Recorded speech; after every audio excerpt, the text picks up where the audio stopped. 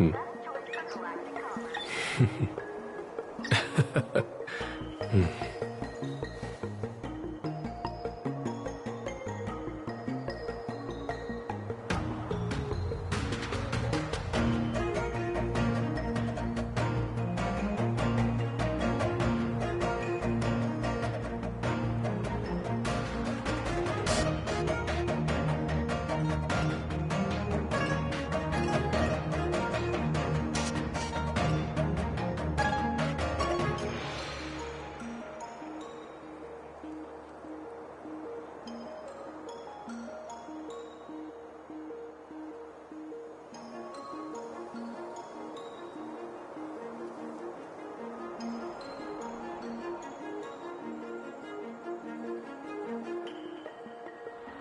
Life is as ephemeral as dew on a leaf, and full of worldly strife.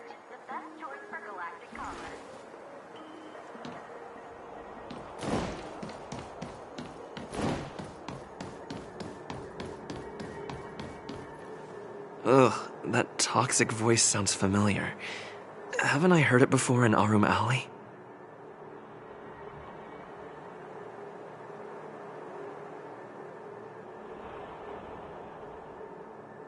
You know what? This isn't my first time dealing with the Skyfaring Commission. I can handle your unreasonable ways. But straight up snatching IPC cargo, isn't that going a bit too far? Just as I've said it many times already. Once we've inspected the cargo and completed the security check, you can be on your way. Is there something wrong with your ears, or is it just your brain? I'm hearing you loud and clear. I'm thinking clear. And my answer is crystal clear. Not a chance. Keep detaining my cargo and I'll file a complaint directly with your general. I was going to ask you the same thing. Why do I keep running into you? Staying on the Cienjo, are you? What terrible luck. Wherever you go, disasters aren't far behind. Aren't you the guest from the Astral Express? What brings you and Yanqing to the Artisanship Commission? Trouble caused by the IPC? I'd say it's caused by the Skyfaring Commission. Looks like you've met this IPC worker before. I'm not sure if that's a good or a bad thing. I was sent here to deal with the IPC protests, Miss Shikue. What's going on here? As you know, this IPC transport ship was attacked by the Borisin and rescued by the Juming's diplomatic ship. Then the Cloud Knights were instructed to bring it back to the dock for repairs and inspections.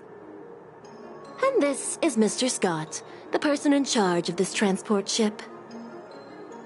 So, you're Scott. I've heard him mention you. Weren't you kicked off the Lafu before? Why did you come back? Like I wanted to come back. I thought I'd just dock at the harbor for repairs and leave this forsaken place for good. Little did I know, as soon as the ship entered the harbor, a bunch of Cloud Knights showed up and snatched all our cargo from the hold. What do you mean by snatched? I've told you 1,000,000 times. It's a security check. Then why did you bring the cargo to the Artisanship Commission? You even brought in some shady craftsmen. It's obvious you're trying to steal the IPC's patented technology! Listen here.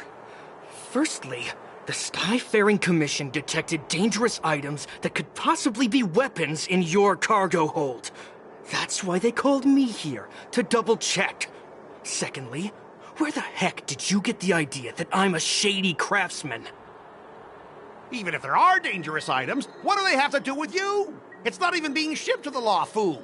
We'll just fix the ship and be on our way. We won't unload our cargo here. But you'll have to stay in the port for several days before your ship is repaired and you can take off again. How can we just leave unchecked items sitting here? I understand, but we don't need to disassemble the cargo if it's just a security check, right? In most cases, we don't. However, our scans discovered that the cargo doesn't only contain machinery, but also some substance that resembles biological tissue. Biological? biological tissue. Does this crate contain living things? I'm afraid we'll need to wait for the Alchemy Commission for further confirmation. In any case, according to our regulations, we need to unseal one of the crates for further examination. But this IPC specialist has been hindering us on the grounds of patent secrecy. The Alliance's regulations on biological products are very strict. Without further inspection, there is no way for the Skyfaring Commission to release the cargo. Oh, really? Fine! If anyone lays a finger on that shipment, they'll have me to deal with. It doesn't matter if it's mechanical or biological. It's none of your business. I'm filing a complaint against the Skyfaring Commission's ridiculous regulations. This Mr. Scott seems stubborn and difficult to persuade. Honestly, I really don't want to have a vicious confrontation with the IPC.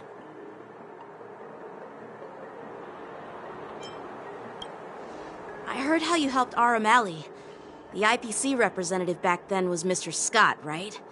Since you've dealt with him before, it looks like I'll have to rely on you again. What are you guys whispering about over there? Just hurry up and give us back our cargo.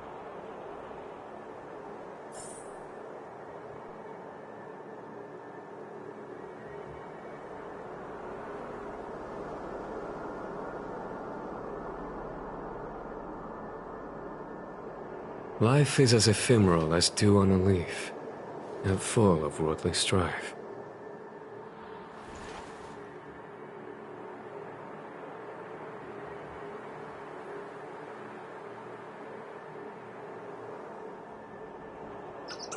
Good quality, good price.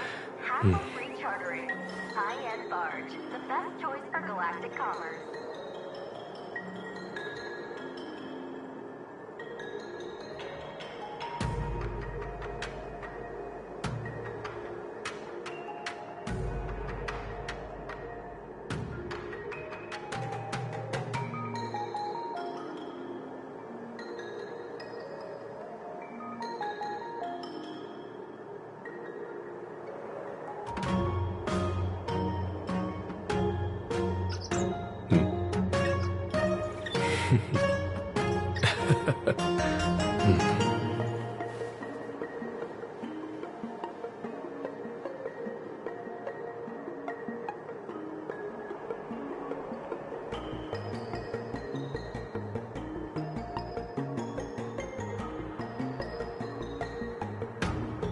Good quality, good price. Hassle-free chartering. High-end barge. The best choice for galactic commerce.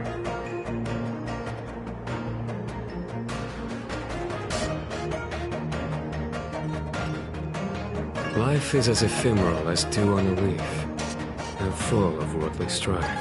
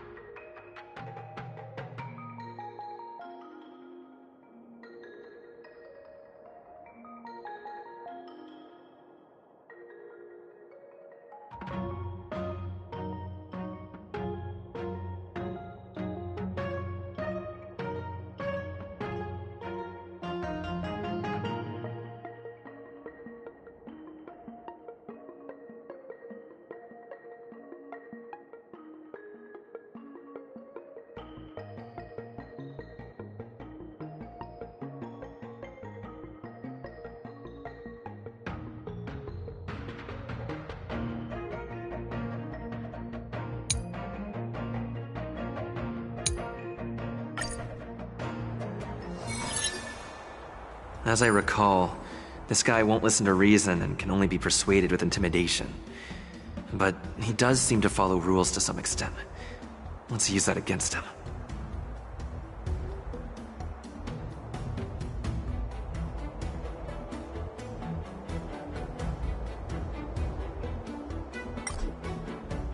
Speaking of regulations, we have our own laws and regulations too. According to Article 4 of the Cienjo Alliance IPC Trade Consensus, the Alliance and IPC shall never infringe.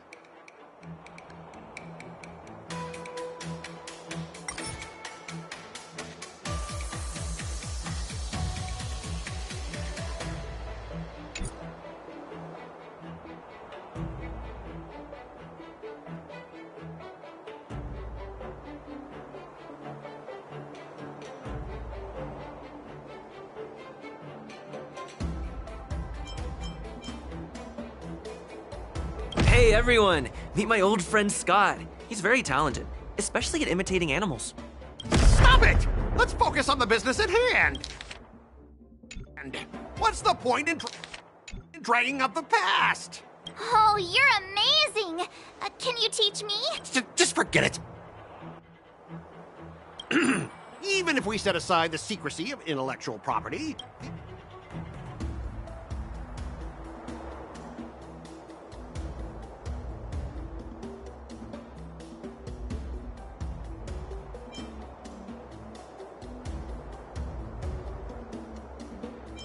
Oh, I've got a brilliant idea. I'll just smash. Calm down. The General wants us to handle. so this is the great idea you came up. Besides, the cargo on this transport vessel belongs to the.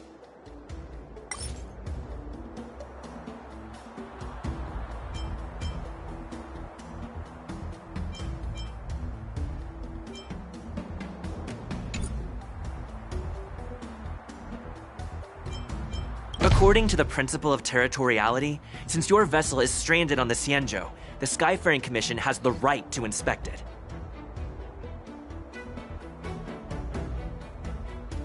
Indeed. According to Article 27 of the Cienjo Legal Code, all official and private goods upon entering the port shall be subject to inspection. Failure to submit to such inspection shall be deemed equivalent to the possession of unlawful items and... My synesthesia beacon must not be working, because I have no idea. Simply put, if you insist on hindering the inspection... Confiscate it? How can you Cienjo people be so If this were pure point, and incoming cargo posed a safety risk... That's true. But the IPCs, we both need to follow the regulations, because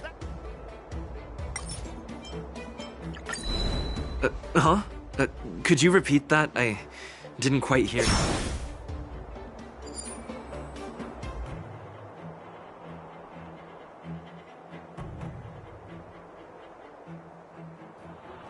I'm pretty tight with Dr. Ratio from the Intelligentsia Guild. Almost like family. Doesn't that make me practically a What's all this nonsense? Even if you were married to him, we both need to follow the regulations, because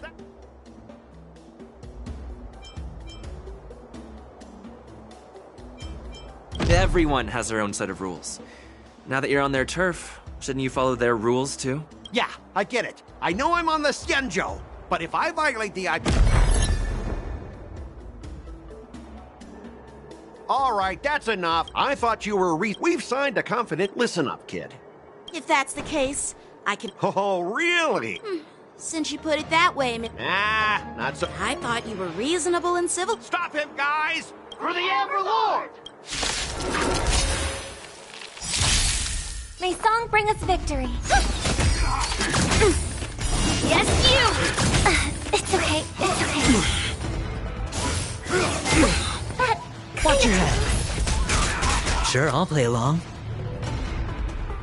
It's on me. There's no time to lose. Conflict is pitiless! What are you made of? Strike!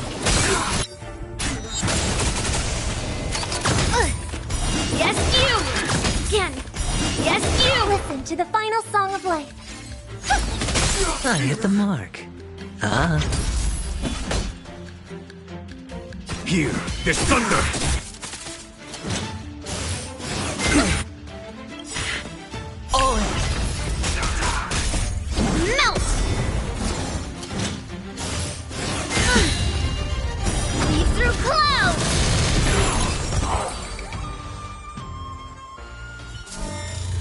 up, all of you! Just be grateful that that little brat showed you mercy. At least you're... How do you IPC cronies have the audacity to fight Cloud Knights? You practically assaulted law enforcement officers. Another one? I may be a bit late. Allow me to introduce myself.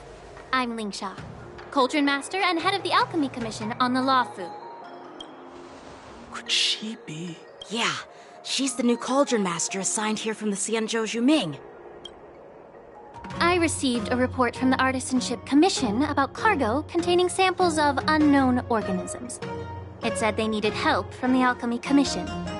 I had nothing better to do, so I came myself. It's fine, Mr. Scott. If you really don't want your cargo to be inspected, it doesn't matter. It doesn't matter? Why are you being so nice all of a sudden? Well, since you're not going to check it. Yeah, sure. Why should I object? Not only this sample, but all the goods on the transport ship are yours to keep. Like I said, we... Wait a minute! Well, that's more luck. Our ship will leave in a few days once the engines are repaired. Your ship can leave whenever you want. But I'm afraid I can't say the same for your cargo. According to the import and export regulation signed between the Xianzhou and IPC, all biological shipments can only leave the port when they have confirmed to be of no threat, or when all biological activity expires. Since we can't determine if your shipment is safe for the environment, I guess we'll have to wait for its biological activity to expire. Let me check the previous cases. Normally, it'll only take around 47 star calendar years. Only 47? Why so surprised? You're still young and full of energy. I'm pretty sure you'll live a few more decades. Have some confidence in yourself. Ha! Typical of a long-life species. Your words are dripping with sarcasm. While you may not care about time, I do. I'll be demanding... Sure thing, Mr. Scott. You seem pretty confident that your career and life will last long enough to witness this victory unfold.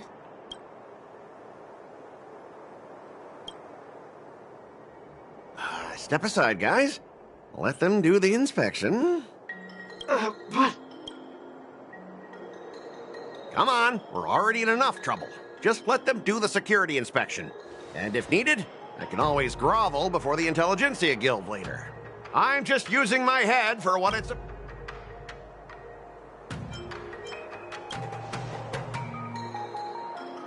Well, honestly, at least you're not as annoying as that woman. Just get on with the inspection. This lady Is this the IPC product? Listen up. Any damages caused by inspections will be filed with the IPC.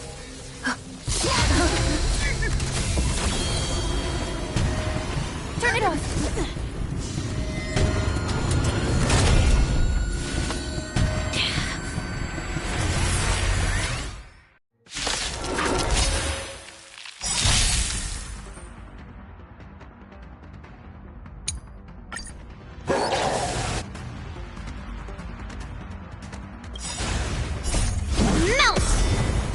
How unexpected. That was a surprise.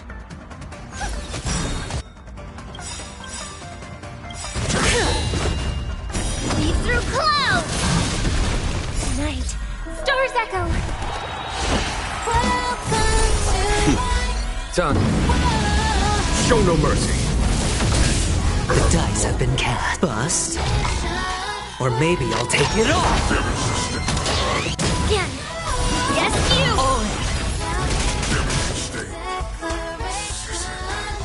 Spend freely.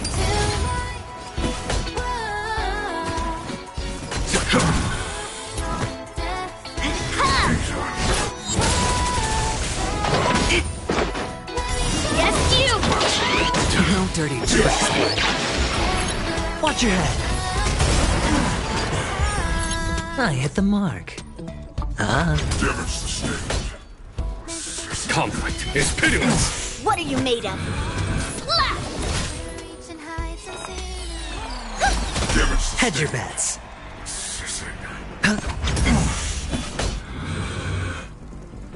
Here is thunder!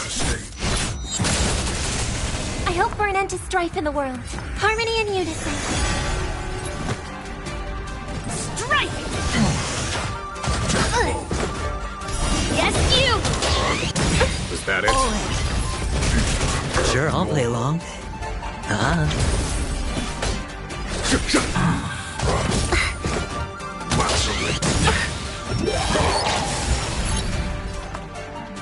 Resonate all together. Tonight, stars echo. Time for them. Show no mercy. Melt! The dice have been bust. Or maybe I'll take it all!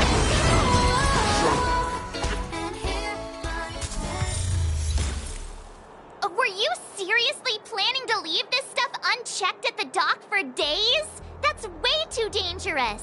I had no idea about it. You must have accidentally triggered the cargo. I don't think trying to shift the blame is a wise choice. But seriously, I don't know why that thing suddenly started moving. Enough. Miss Shikwe, please escort our IPC guest to the Skyfaring Commission.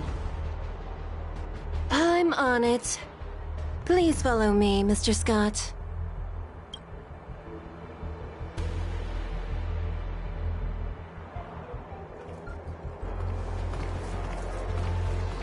Gentlemen, our preliminary inspection shows that there is indeed hidden biological tissues inside. Just like the craftsman feared. I can't even tell if it's ingenium or biological in nature. The core of this device is what they call wetware in industry slang. To put it simply, this machine operates with a kind of biological nerve as its control center. I'll take some samples for the alchemist to analyze and figure out where the biological tissue comes from. Why would the Intelligentsia Guild use such unethical technology? Whatever the reason is, it's probably why the Borison attacked the ship. No wonder the IPC were trying to obstruct our inspection. I'll contact the Ten Lords Commission and ask the judges to come and give their final verdict on this. According to our rules, all prisoners and weapons involving dangerous creatures must be taken to the Shackling prison for further sentencing. After all, it's the safest place. As for you, Mr. Craftsman, please go with the Cloud Knights and explain the situation to the judge.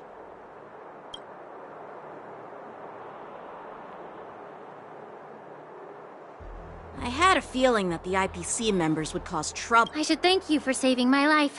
Your sword skills were impressive. Taking down that big guy.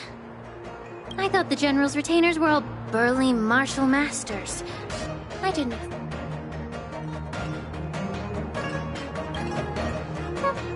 Can't argue with that. As for you, you must be the guests from the Astral Express, right? Saving the Lafu. It's still early.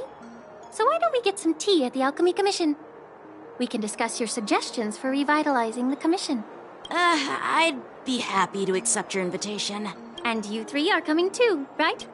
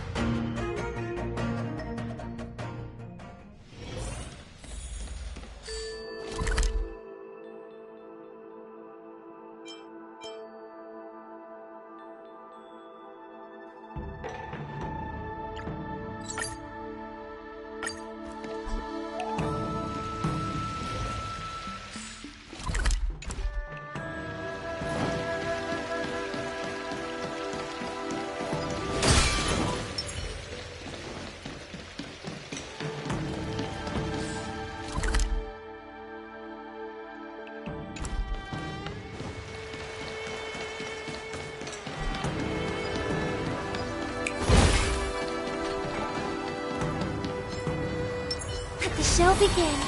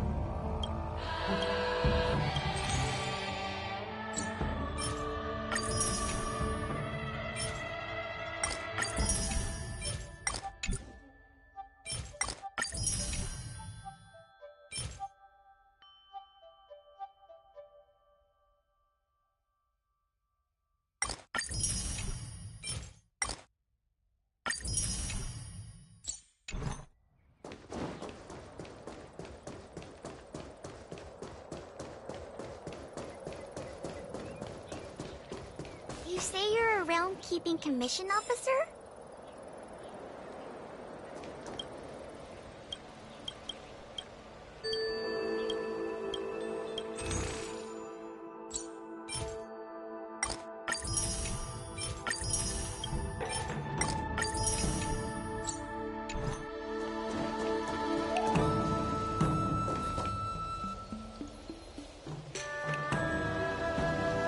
I've been waiting years for my turn!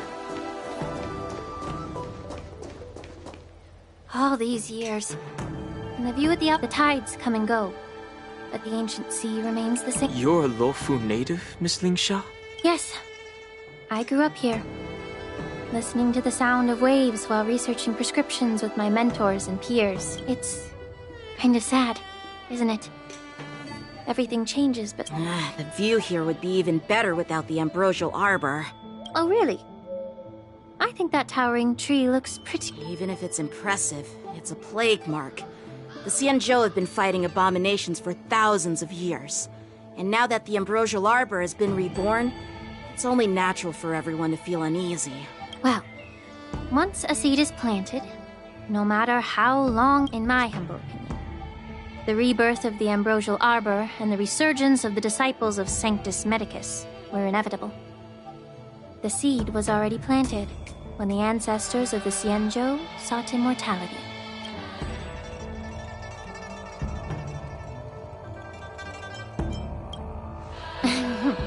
My bad.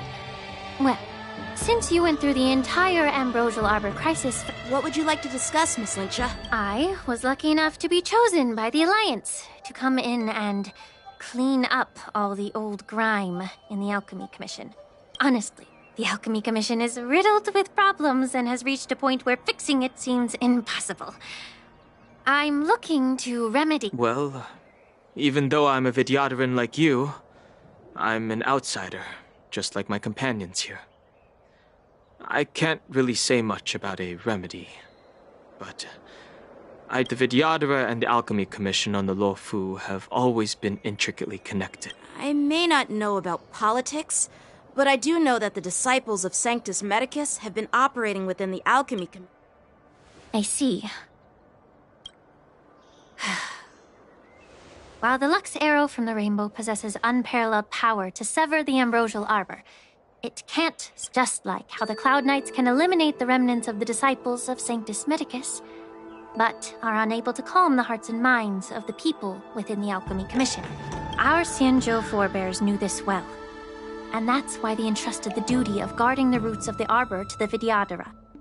However, the Vidyadhara are still only mortal beings. 30 years ago, my mentor served as Alchemy Commission's Cauldron Master. She recognized the emerging undercurrents and sought to cleanse the source of the disturbance. Unfortunately, even though she was skilled in the art of healing, she didn't understand the human heart or how to eliminate the sickness lurking within the depths of the Alchemy Commission. In the end, she was framed and exiled to the Juming. I was also implicated and had to leave the Luofu. And guess who arbitrated the case and handed down the sentence? None other than General Jing Yuan himself. What? You heard it right. The ones responsible for the corruption in the Alchemy Commission are not just the remnants of the disciples of Sanctus Medicus, but even... Alas, why is your face turning... Don't worry about it. I understand that when someone holds a position of power, they may sometimes have to make tough decisions. I won't hold any personal grudges against him. Besides, at our age, holding personal grudges is a luxury we can't afford. Lingsha, you're back! Ugh, I've been waiting ages for...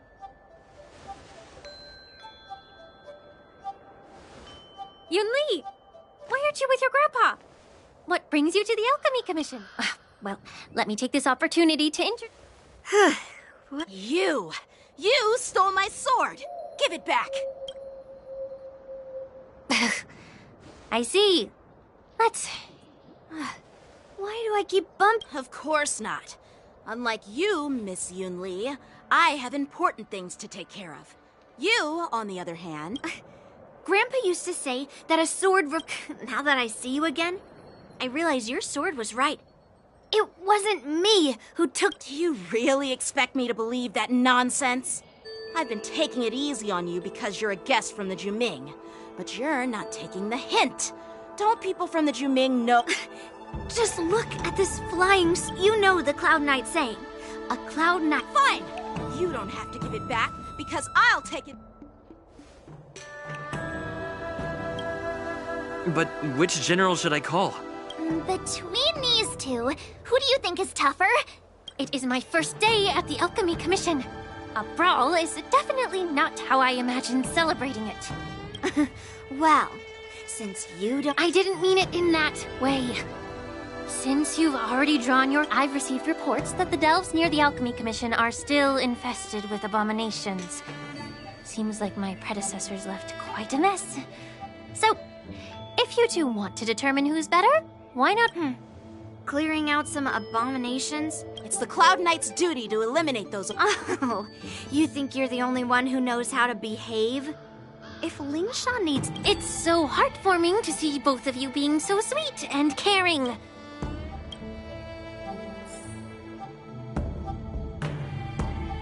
Ever since the disciples of Sanctus Medicus were eradicated, their experimental abominations have been festering here. If you want a contest, I'll be the referee. The one who kills them. Lingsha, as always, you're still an It's for your own good, little Yunli. While you desire to compete against each other, I don't want to see either of you getting hurt. That's really thoughtful of you, Cauldron Master. So, are you both...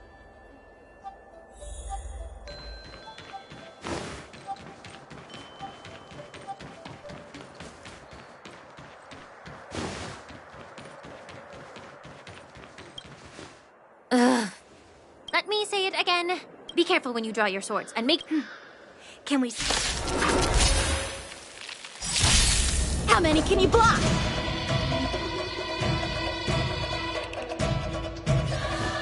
Strike with heart! Harmony and unison. It's okay, it's okay.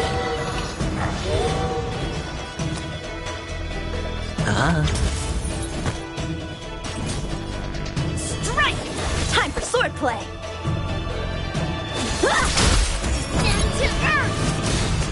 She wields her sword with ease. Shouldn't underestimate her. Hedge your bets. Spend freely. Yes, you! Blade and flight! What are you made of?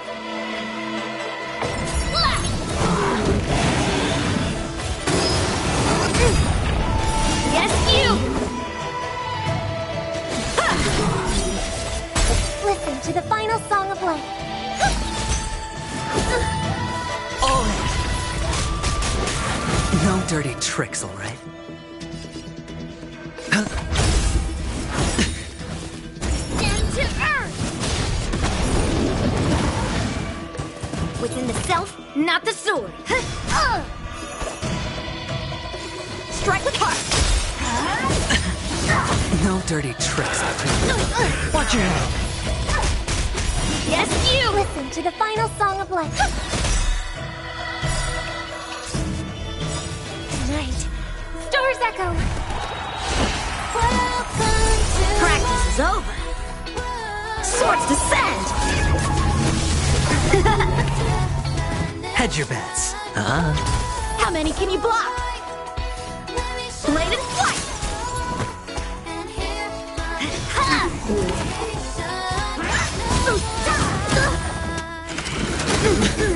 Yes, you! All in. Time for swordplay! Strike with heart! Down to earth! Sure, I'll play along. What are you made of?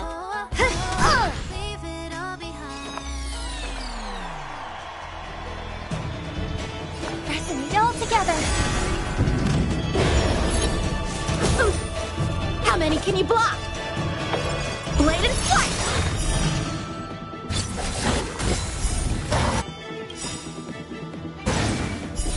Practice is over. Swords descend!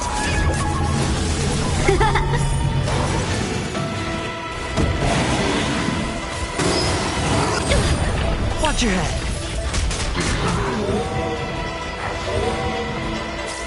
Hedge your bets. Spend freely.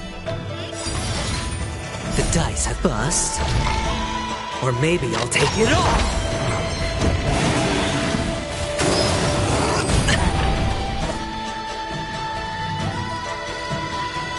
Strike with heart! No dirty trick. All in. May song bring us victory. Within the self, not the... Ha! Through clouds! Time for swordplay! Blade and flight!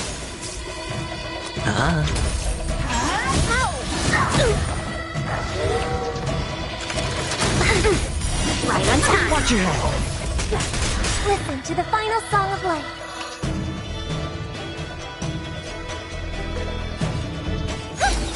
How many can you block? Strike with heart! Tonight, stars echo. Practice is over. Swords descend!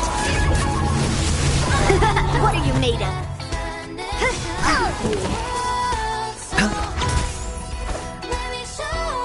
Blade and flight!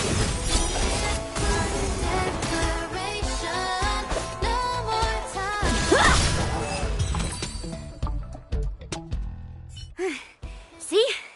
Your technique was... All you did was chop down a... Oh. Well then, If you're trying to pick a fight, just...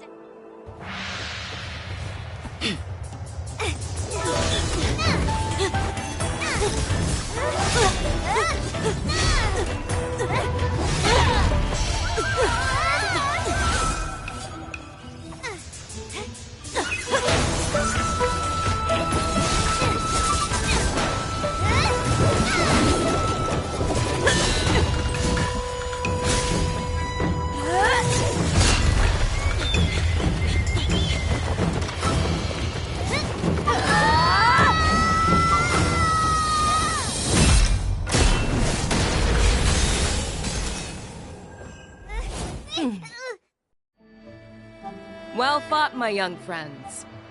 However, both of you have shortcomings. One of you focuses on dodging and weaving, while the other relies on brute strength, trying to take down targets with a single strike. Who are you? Me? I'm just a patient seeking medicine from the Alchemy Commission. A passerby. I thought I'd see my fill of impressive fights during the war dance. Yet here I am, able to witness a remarkable fight at the Alchemy Commission of all. However, I have a small suggestion for you. Why don't you settle this dispute fair and square in the war dances ring? That way, you can resolve your... Grudges? No, not at all. Sparring? You summoned your flying swords, and she swung her sword with full strength. No grudges between you. I don't believe it. Aha! What brings you here, Lady Fei Xiao? Have you finished your health consultation with the Dragon Lady? Fei Xiao? Grandpa always talks about you. Could it be the Merlin's Claw of the Xianzhou Yaoqing? Looks like I'm quite famous on the Xianzhou Lafu, too. Of course. Everyone has heard of the great general. Known to all, and unbeknown to none. Great General? Isn't that title a bit too narcissistic? I don't like it. Ooh, I heard there's a dozing general on the Lafu, so I came up with a humble nickname for myself. The Lacking General. Lacking in worries, regrets, and rivals. Sounds much better, right? Yeah, that's a befitting title. Now that the sparring session is over, Yanqing and Yunli, shouldn't you politely thank General Fei Xiao for her guidance and bury the hatchet? Here's your sword. Keep it safe. Or it might get taken away again. This is how she apologizes? Now that I finally got my sword back, I should report to the seat of divine foresight. I'll take my leave, General Fei Xiao.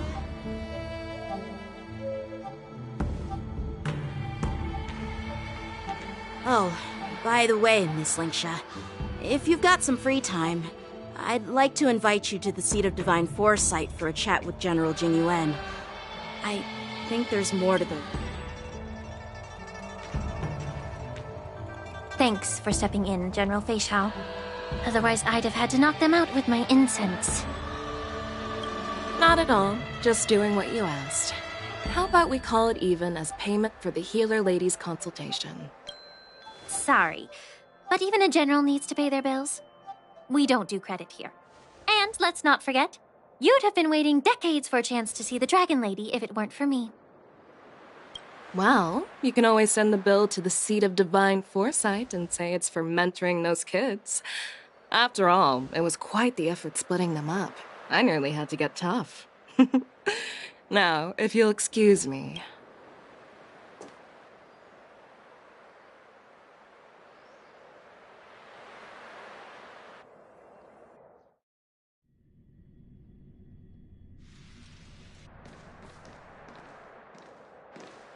Back already?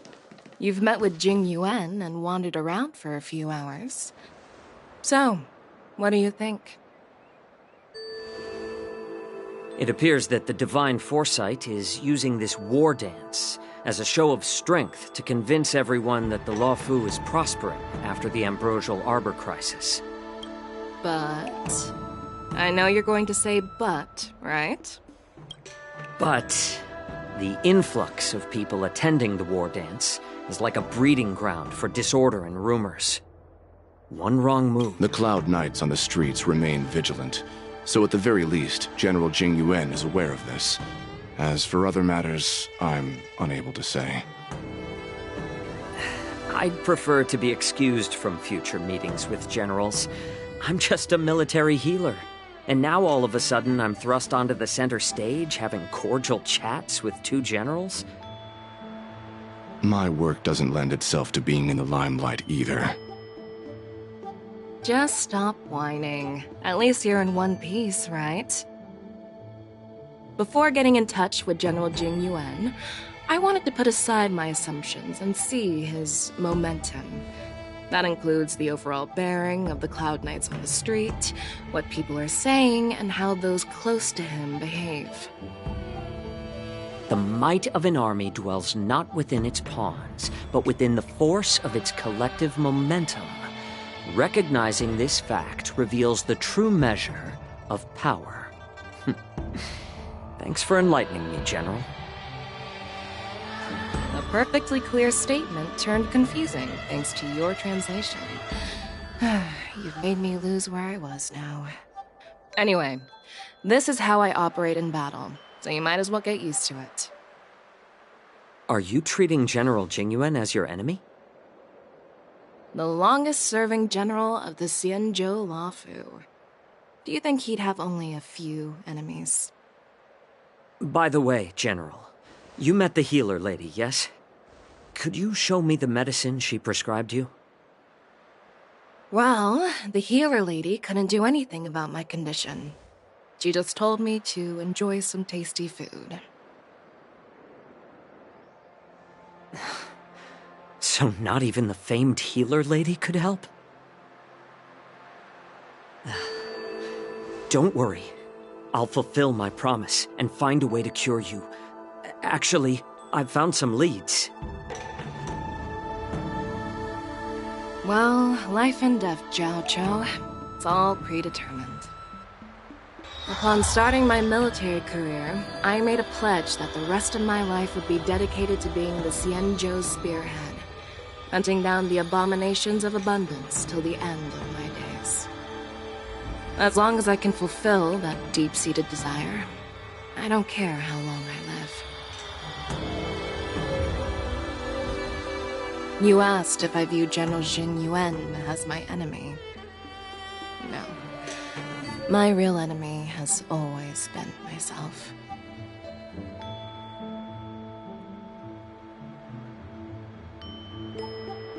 Enjoy some tasty food.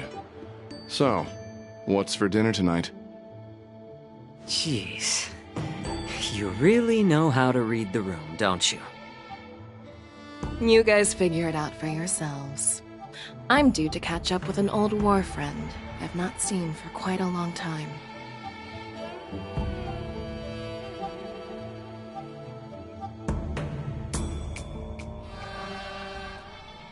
Hey!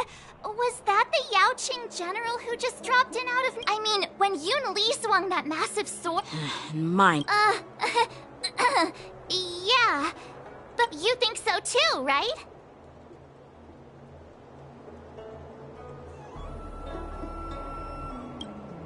I agree. I was talking about Yenqing. Thanks for the kind words, Miss March. The war dance is coming up, and I've been chosen to represent the Cloud Knights in the ceremony. I've had my fair share of defeats lately, and even though I know there are always more skilled swordmasters out there... Don't underestimate yourself. After all, generals won't fight in the ring during the war dance. Just remember the state of mind you had when you single-handedly took on me and Blade, putting life and death aside. I see. Thanks for the advice, Master Dan Heng. By the way, now that today's events are over, General Jing Yuan wants to invite all of you to the... I bet it's about how... I really don't want to get...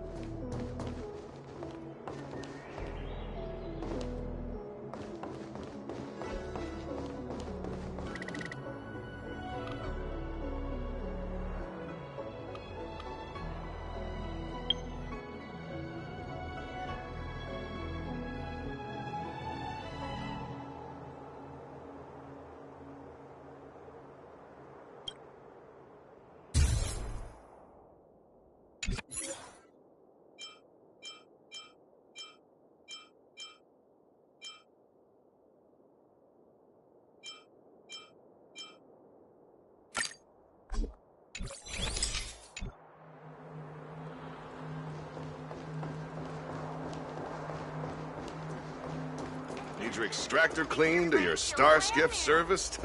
Look no. Why didn't he come by today?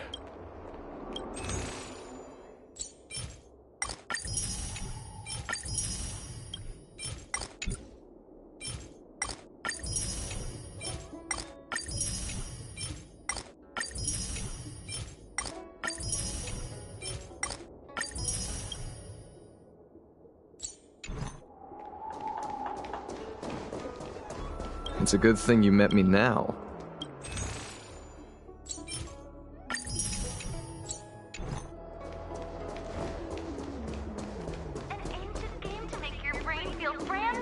I don't believe in ghosts. Come on, draw already.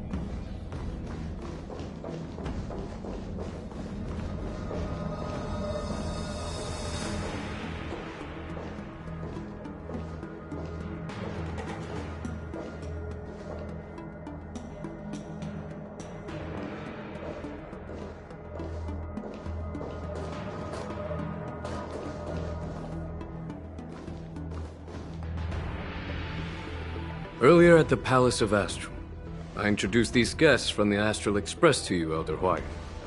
But with all the people around, we only exchanged pleasantries.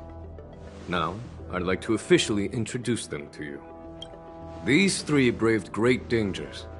Well, I skimmed through the reports about the Arbor's rebirth from the Master Diviner Hu Xuan.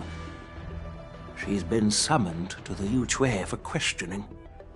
There are a lot of doubts within the Alliance about this whole situation. But despite all that, I believe in you. Since you joined the ranks, you have repeatedly achieved remarkable feats.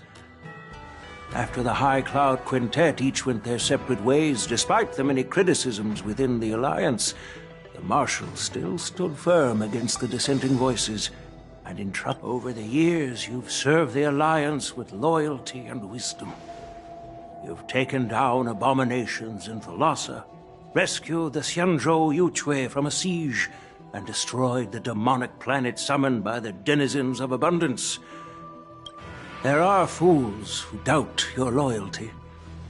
They're happy to see the divine foresight fail because it gives them some kind of sick satisfaction. They haven't achieved anything of their own.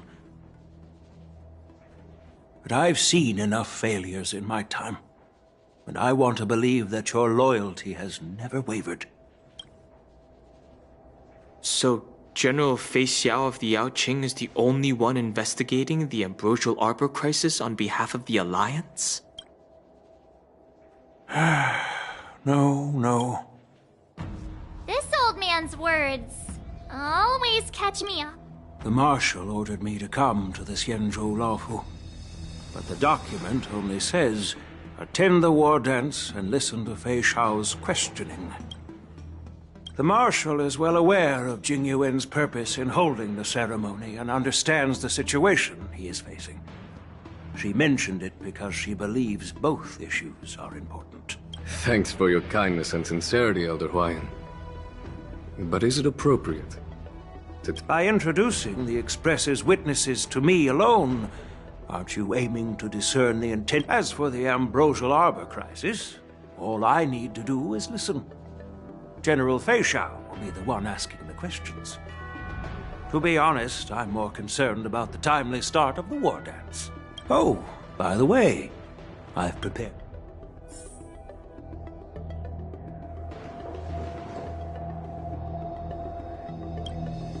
Yes, it's this case.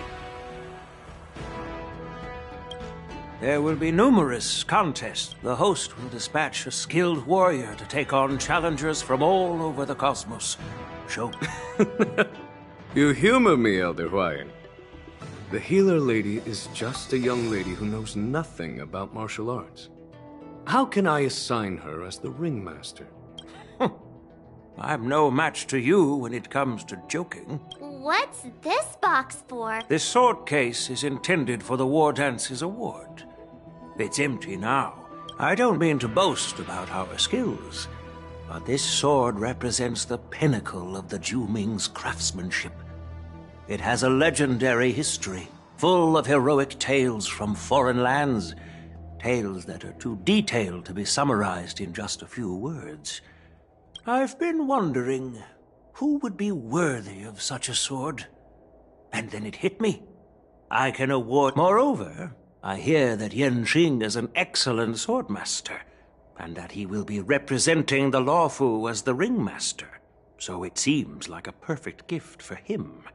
Thank you for your generosity, Elder Huayan. If you want to give me a sword, just say the word, Grandpa. You've got confidence, my girl, but I don't think you can best Yan Xing. I know you're all about swords, Miss Yunli. It's just a shame that it's the sword that... Yeah, and even if someone gets their hands on such a precious sword, it'll probably end up in someone else's. The outcome of our duel at the Alchemy Commission is still up in the air. Since you're interested, why don't you represent the Xianzhou Juming and challenge... That's exactly what I had in mind. Nobody knows who's gonna come out on top. It could be me, could be someone else. It'll probably be me. But whatever happens... Not to be rude or anything, we've been watching their drop. Quiet down. We have other guests here. I've prepared this sword to add some excitement to the ceremony, not to have you two squabble. It's not a good look for the Alliance. While you both seem confident that you'll win, we don't know who the winner will be, and it might not be either of you. But if you're eyeing that prize, you'll need to work together. I want you to take on an apprentice who will take part in the war dance and win at least one match. How does that make sense? In my humble opinion, while a Cloud Knight is commendable by securing victories, it's even more so to pass on your skills and spread the way of swordplay.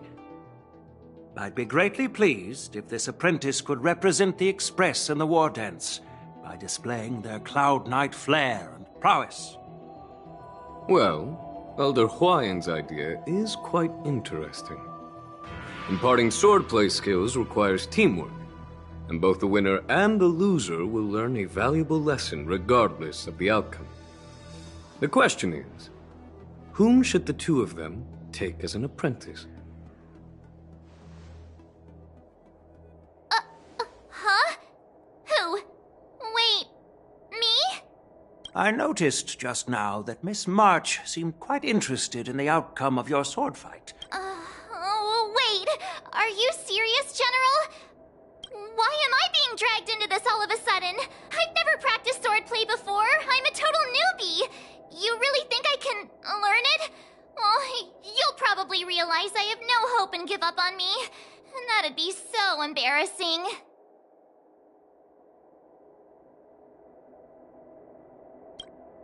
Things are already complicated enough as they are. He strikes like lightning. Does Mr. Don Hong really need anyone's guidance? As for Miss March, she's like a piece of jade in the rough, just waiting to be shaped. I appreciate your kind words, General YN. But won't teaching me swordplay be a waste of Yanqing and Yunli's time? Plus, I heard that each swordmaster has their own special moves. What if they let something slip while teaching me? If everyone knows each other's tactics, won't that make it hard to catch people off guard during the war dance? That's considerate of you, March 7th. But don't worry. It'll take you at least a decade of hard training before you can even start learning special moves. No need to... Really? Looks like March's curiosity has been piqued. The whole point is to know each other's moves. Defeating your opponent in just one move? How boring would that be? Plus, what really decides a swordsman's fate isn't some special move. It's the solid fundamentals. So Miss Yunli has already agreed. What do you say, Yanqing? General, I haven't graduated yet. How can I be qualified to teach swordplay to others? So you're admitting your defeat, huh? If you're not even confident to teach, why don't you let me be the ringmaster instead? Yanqing, teaching an apprentice is also a way of honing your own skills and gaining insights. You've been an apprentice for years. It's about time you looked at swordplay from another perspective. I see, General. Then count me in. Now that Yanqing has agreed too, it all comes down to Miss March giving her nod. It's up to you to make the final decision, March.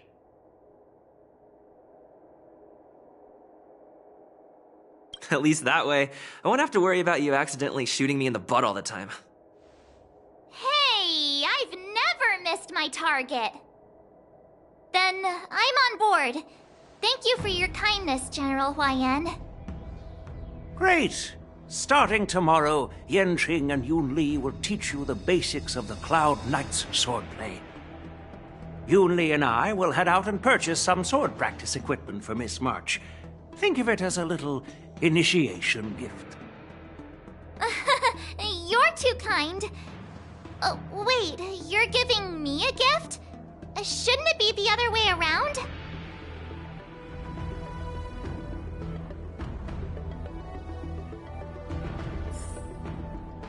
General YN's gone. Wait, why does something feel off about what we talked about?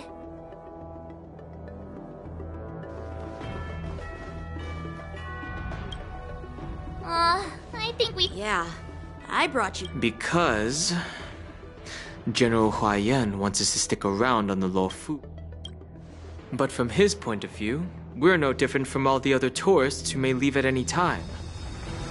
Since the crew's actions were mentioned in the Luofu's operations log were given to the Alliance, he probably wants to see firsthand if we're as capable as the report claims, or if we're just some made-up excuse to save face. And he wants to see it for himself during the war dance, which is why he even dragged Yunli into this. What began as a simple contest between two swordmasters has now evolved into you two collaborating to mentor March. Elder Huayan is still that tricky general who likes to give everyone a headache. My apologies. Truth be told, I invited all of you to the ceremony because I wished for you to act as my witnesses. Now, I apologize for not disclosing this information earlier. In the coming weeks, I'll also invite all of you to a meeting with General Fei Xiao, where you may need to answer her questions and clear up any doubts she might have. So please, be prepared for the meeting.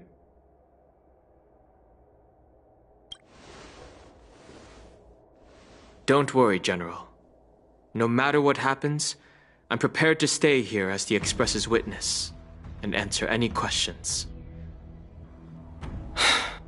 Thank you, everyone.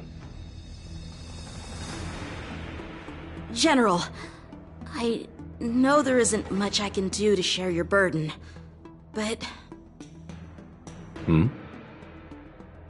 As the Lawfu Ringmaster, I won't let anyone defeat me in the war dance.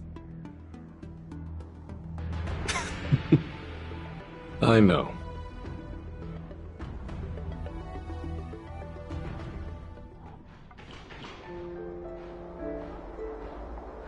The illustrious Merlin's Claw waiting for me?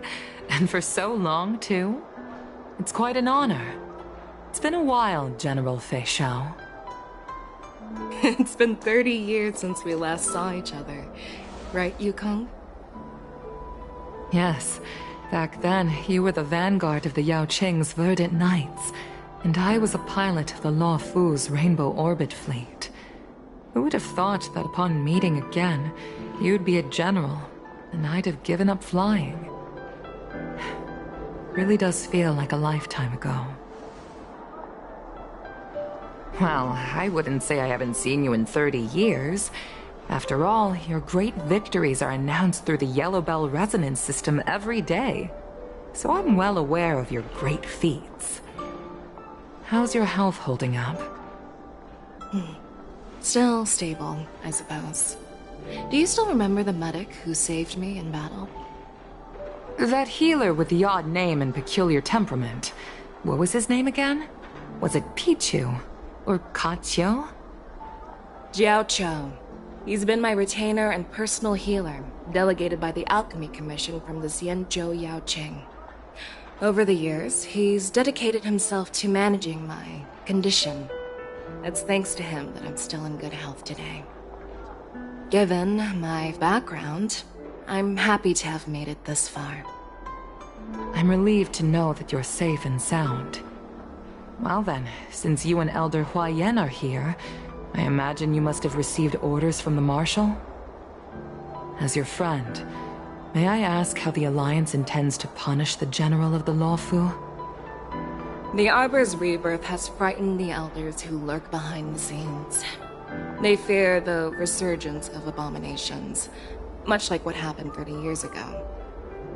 Although the report from the Lawfu explained all the details, we don't know if the Ruin Legion really invaded, or how exactly the Stellaron Hunters and the Astral Express became involved. This puzzle has many missing pieces. As you know, the fugitive Jing Liu, who mysteriously disappeared many years ago, has resurfaced. This time, she has brought along an Outworlder and a coffin, claiming to offer the Marshal a method to fight against the Eons. The Lawfu Preceptor has also leveled accusations against Jing Yuan for neglecting the Alliance's principles. She asserts that Jing Yuan enabled the exiled Imbibitor Lunae to re-enter the Lawfu, thereby unlocking the lunarescent depths within Scale Gorge Waterscape, which in turn disrupted the Vidyadhara's dutiful watch over the Ambrosial Arbor. It is for these reasons that I have come here to the Lawfu today. Well, duty calls. Perhaps I shouldn't have mentioned all of this to an uninvolved person, but since we once fought together, I didn't want to keep you in the dark. Perhaps pretending you didn't hear any of this would be for the best. I understand. I'm sorry. I was out of line. I know I shouldn't be defending General Jing Yuan right now, but... well, you know how I am.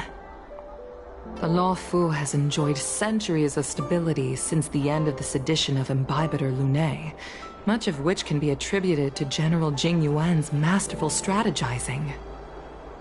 Unfortunately, for long-life species, enduring through the ages always culminates in a failure that undoes all previous achievements. A moment that our adversaries relish. That's true. And that's why I'm also here for another purpose. To visit Hule. Hule? You mean that Hule? The Borisin warhead? The same Hule who has been imprisoned in the Shackling prison for over 7 centuries? the nemesis of the Foxians who will never be forgiven and shall be imprisoned until the end of the cosmos. I can't quite remember the exact wording, but yes, the very same Hule.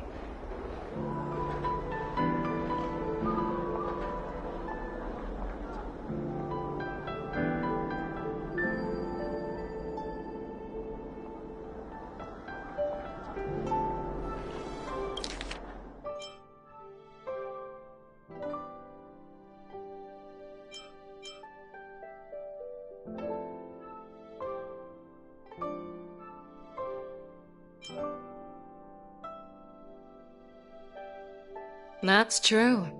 And that's why I'm also here for another purpose. To visit Hule. Usually, only emissaries from the Xianzhou Yaoqing Skyfaring Commission visit him once every century. Why do you have to visit him now, of all times? The Foxians and the Alliance made a pact to combat the abominations, aiming to achieve justice and free their kin. That werewolf monster is to be forever imprisoned in the dark recess. Given the situation on the Luofu, those on the Yaoqing are concerned about Hule's imprisonment.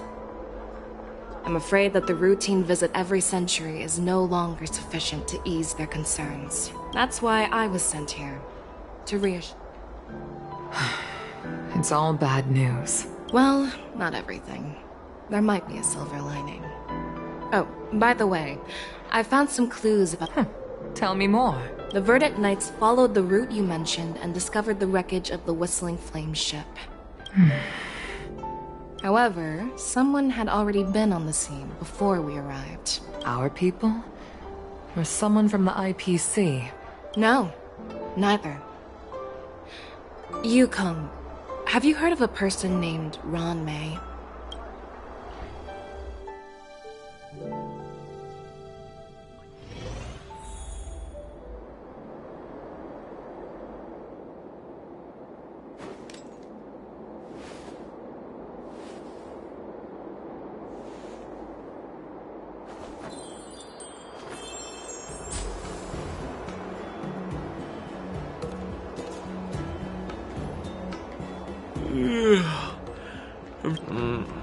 Did I oversleep?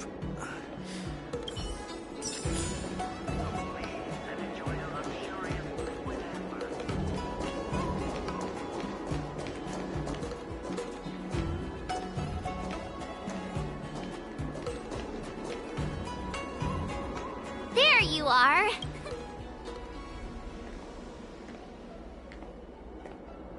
You haven't forgotten about our promise to General Huayan, have you? I woke up as... Hey, why are you blushing, Master? This is, the first time someone has called me Master. Let me make it clear. Swordplay training is about improving your body, mind, and strength. It's not a casual game you can master overnight.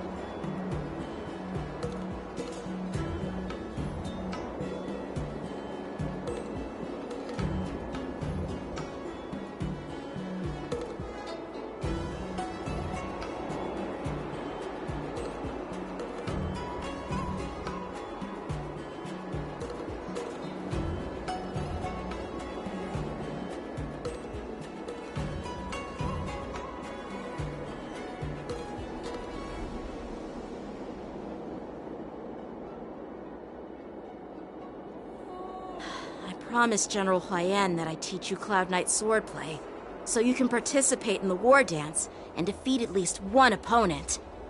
I'll do my best, but if you break your master's rules...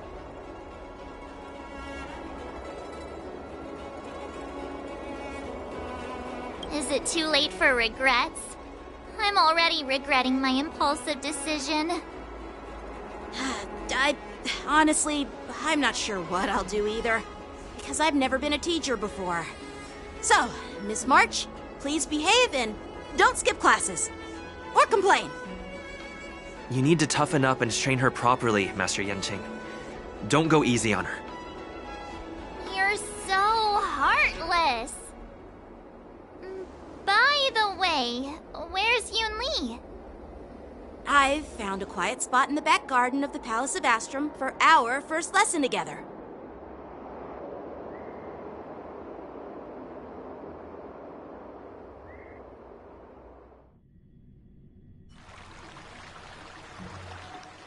Seriously? It's the first day, and you two are already late? Why is everyone on the Luofu so laid back? So disappointing. Master Yoon Lee, you're already here. Sorry for keeping you waiting. Oh, wait. Were you trying to teach her in secret? That's sneaky. I'm just showing you what Luofu etiquette is all about.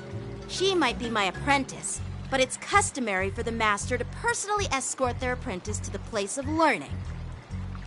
As the host, I'll be teaching Miss March the essence of Luofu swordplay, after which she'll emerge victorious in the war dance ring. You won't be complaining about Luofu swordplay then. Stand aside, rookie. Let me show you how we Ju-Ming sword masters treat their apprentices. Quickly, over here, Miss March. This is a reverse mentorship gift from me to you. I hope you put it to good use. What's this? Xianzhou clothing? It's so beautiful! Sword practice requires precise movements. This outfit is tailored to fit perfectly and allows for smooth movements. I even added some small accessories. I put a lot of thought into it. You're awesome, Master Yoon Lee! See? See? How can you compete with me? I'll teach March 7th the essence of Ju-Ming swordplay so she can win the contest with my sword skills.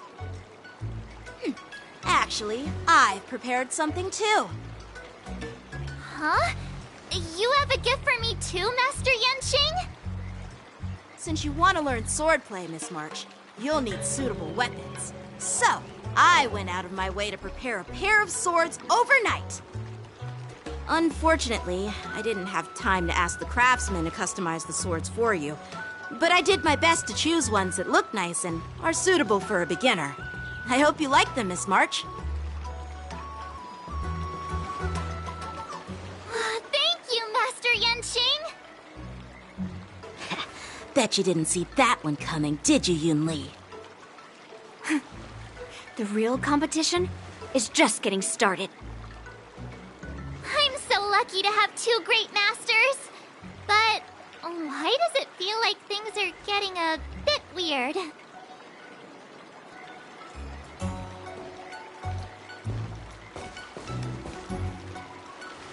So what do you think, Masters?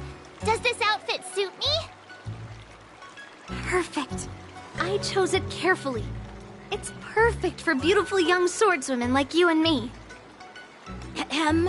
All right, let's get started with the training. The person next to me is a Cloud Knight instructor I've brought in. For your first lesson, try exchanging a couple of moves with him. Wait. We're having actual combat training for the first lesson? Isn't that a bit too intense?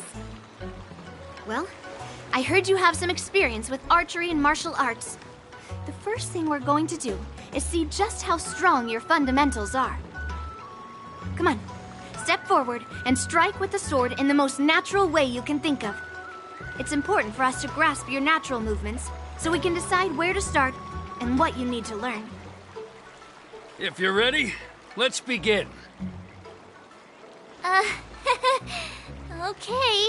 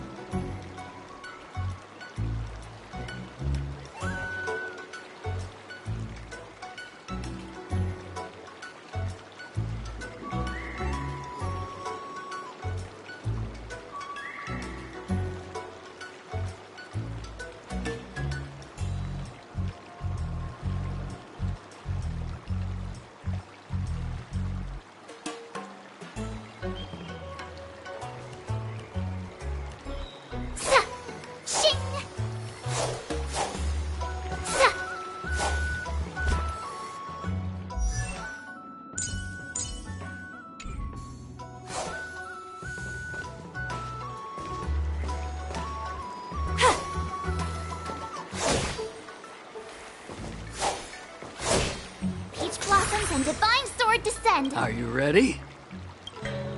Yeah. Then I apologize. Ready to shine. Please have some team. Pay close attention, Miss March. Lawfu swordplay is all about being swift and agile in your movements.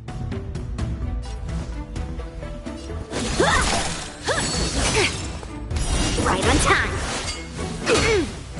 Yes, you! Ignore him. Strength is everything. Strike! Like this? Practice. Well done! How many can you block? Right on time. Time for swordplay!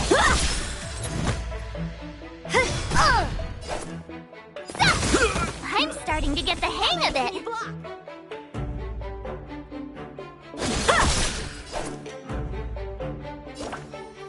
Here you go, Master. Yes, you! Right on time. Slap! Time for swordplay! Melt! Blade and flight! Oh, I get it! With a true heart and focused mind, here I come! Yes, you!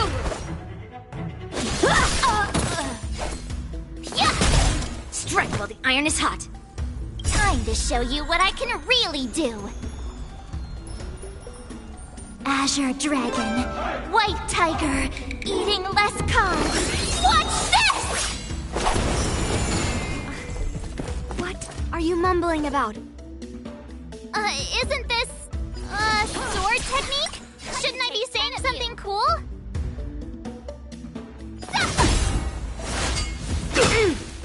Right on time. Yes, you! Practice is over. Swords descend! Strike while the iron is hot.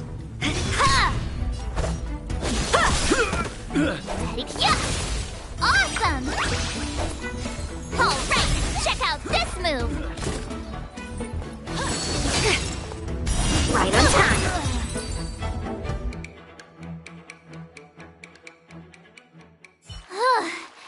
I didn't expect the first lesson to be so intense. Miss March has quick hands and a flexible body. She's a perfect fit for practicing Lawfu swordplay. However, she lacks strength, and her strikes were a bit unfocused.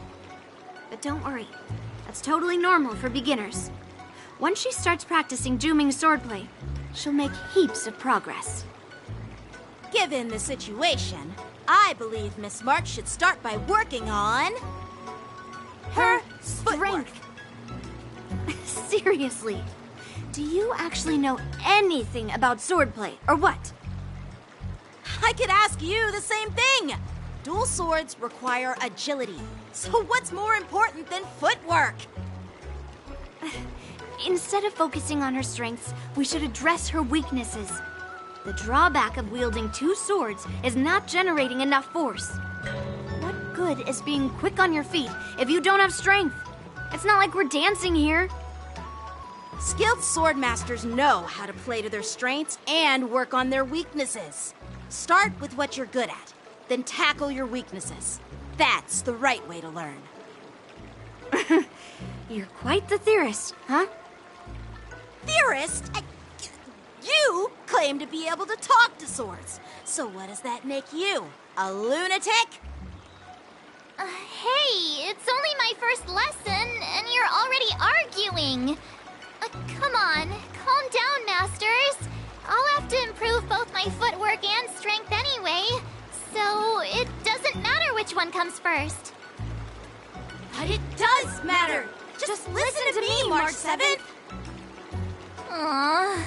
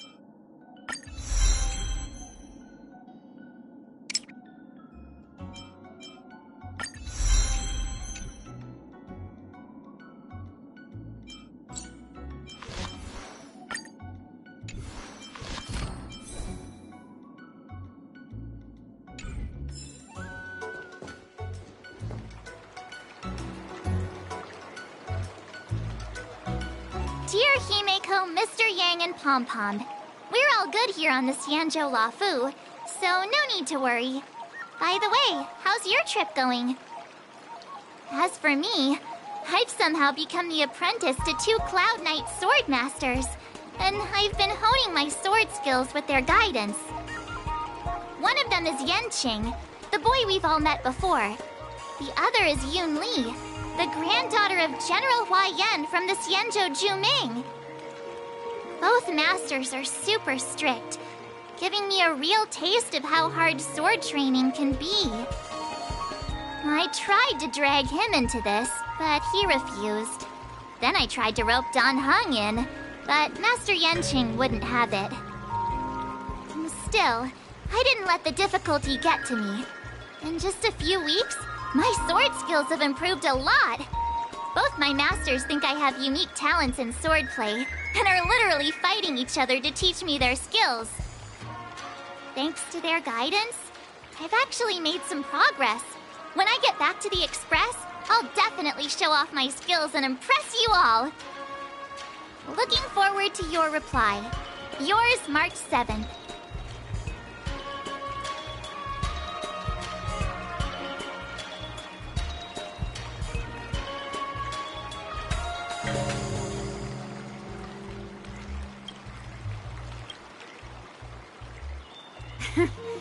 Well done.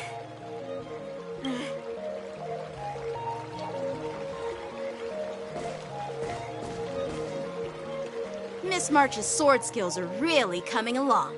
She'll hold her own just fine in the war dance.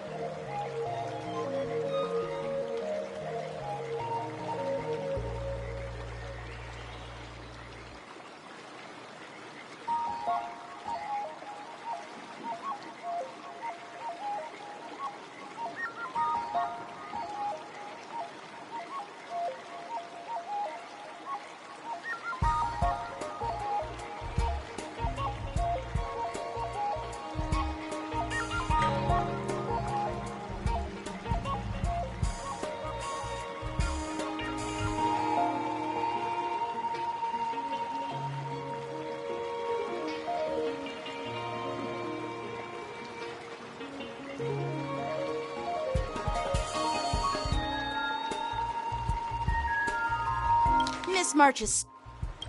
Perhaps I might have a shot at beating both?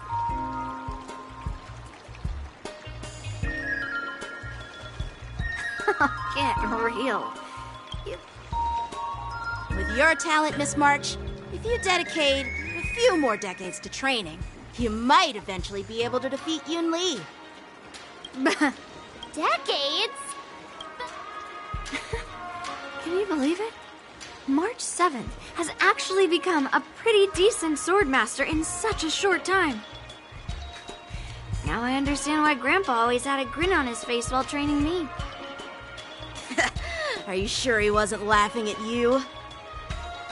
Oh, shut up! It's all thanks to your amazing guidance, Masters. Miss March, you're really getting the hang of wielding dual swords. If you're keen on advancing, trying out different Xianzhou blades can improve your touch. Oh, let me see. Which sword is the most powerful? Single sword? Great sword? Or maybe a flying sword? There's no such thing as the most powerful sword. It's all about the skill of the swordmaster. Yanqing wields several flying swords, while I only wield one. But remember how I kicked his butt at the Alchemy Commission? First, you didn't kick my butt. Second, you'll never kick my butt. Third, how about we settle this right now and see who kicks whose butt? Yeah, I'm up for that. And if I kick your butt, you'll drop out of the war dance. Deal? Why are you two arguing again? I thought things had been improving between you lately. There was talk that the leading disciples of the Luofu and Juming generals were supposed to face off in the war dance, but for some reason, they suddenly teamed up to train an apprentice of their own. Turns out, the rumors are true.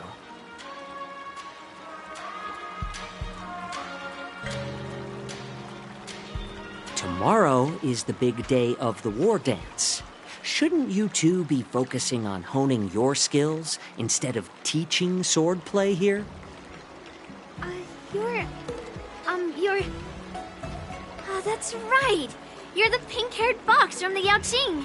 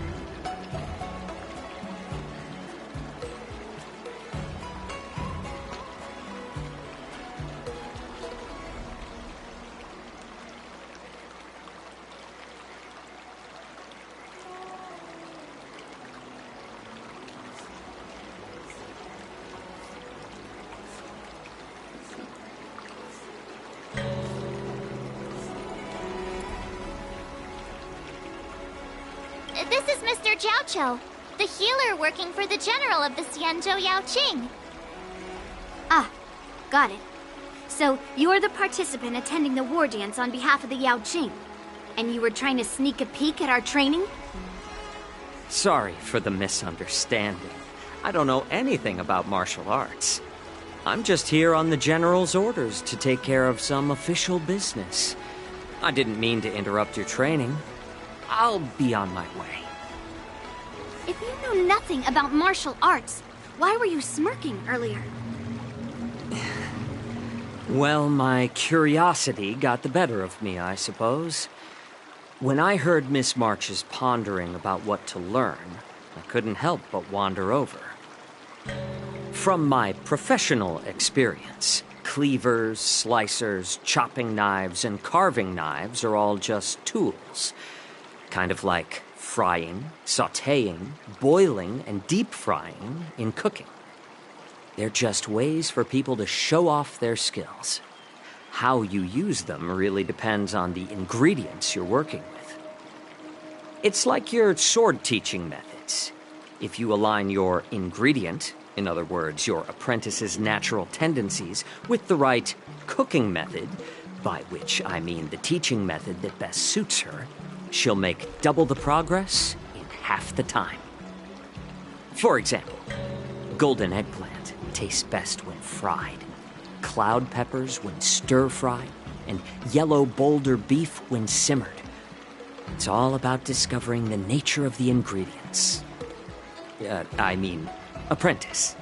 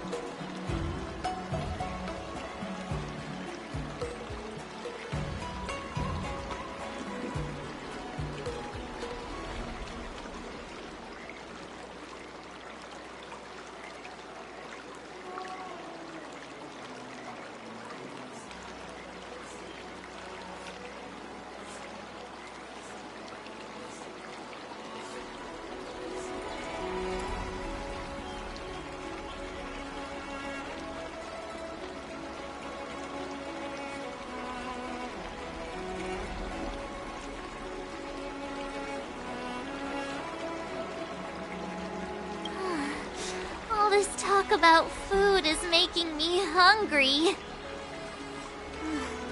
Aren't you a healer? Why are you talking about food? Well, it's just a metaphor. The medicinal school I follow on the Xianzhou Yaoqing is called the Ranja School, that specializes in food therapy.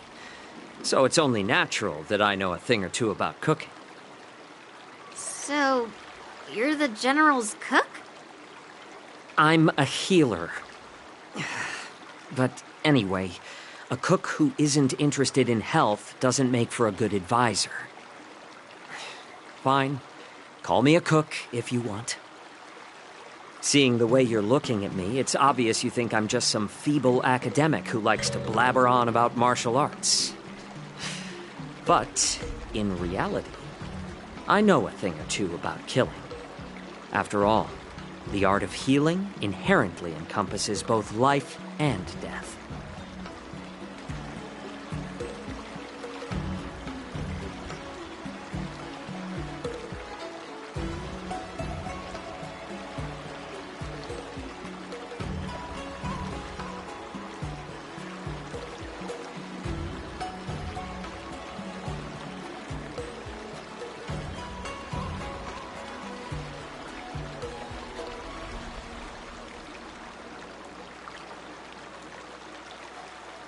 Why is this guy suddenly getting all serious with kids? Do you recognize this bottle of medicine in my hand? No. This is called tumble dust, an extract from an exotic flower named Yabra. Ugh, is it poison? Well, it depends on how it's used. With just one drop, it's able to numb a patient's body during surgery, making them painless throughout the entire process. However, increase the dose or the potency, and it'll slow the metabolism, making the blood thin and resulting in the loss of all senses. Even long-life species cannot escape its effects. This thing can save lives or take them. It's more powerful than the swords in your hands. That may be so, but still, I prefer settling things with a sword than, you know. Huh. Looks like I did get you all wrong. You're not a feeble scholar, but a sinister and despicable one. Hey, why the insults all of a sudden? I'm just sharing some medical knowledge here, not persuading you to poison anyone. Seems like you get real excited when talking about poison. I can't tell if that's an honorable thing or sinister. Picture this. Two individuals. The one standing is full of malice. The other lying down is honorable and righteous. How can the one who's lying down label the one standing as sinister? In the throes of combat, where life and death hinge on a singular moment, every idea fades into nothingness. The only thing that matters is staying alive. Surviving the battlefield reshapes all notions of worth, be it integrity or treachery. In my eyes, their significance is negligible. Perhaps you've underestimated Yunli and me, Mr. Jiaoqiu. We may be young, but we've seen our fair share of war. Well, then you should know that the war dance is nothing more than a contest. So why are you so focused on it? When I was appointed as the ringmaster for the war dance, I asked the general, we Cloud Knights are supposed to charge into the fray and slay enemies. Why do we have to swing swords in a ring just to please an audience? And this is how the general replied. To unsheath your sword in a ring is no different than on the battlefield, as your sword reveals the might of all Cloud Knights. The war dance is the perfect chance to showcase martial virtue and forge alliances from all over the cosmos.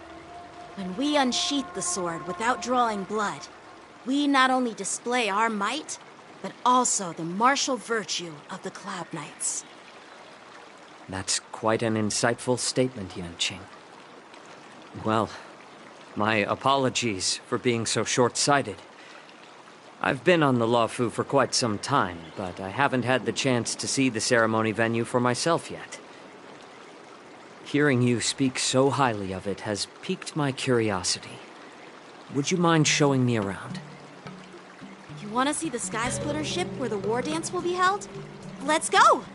I bet Yun Li and Miss March haven't seen it either, right? Well then, I'll give you all a tour.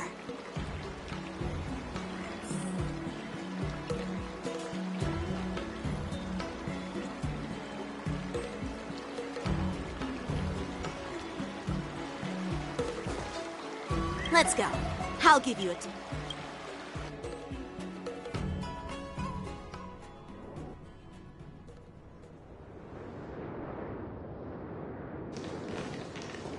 Looks like a lot of other visitors have also come to catch a glimpse of the Sky Splitter.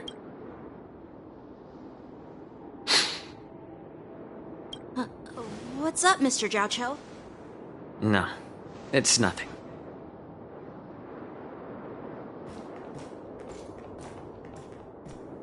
Do you see that airship in the distance?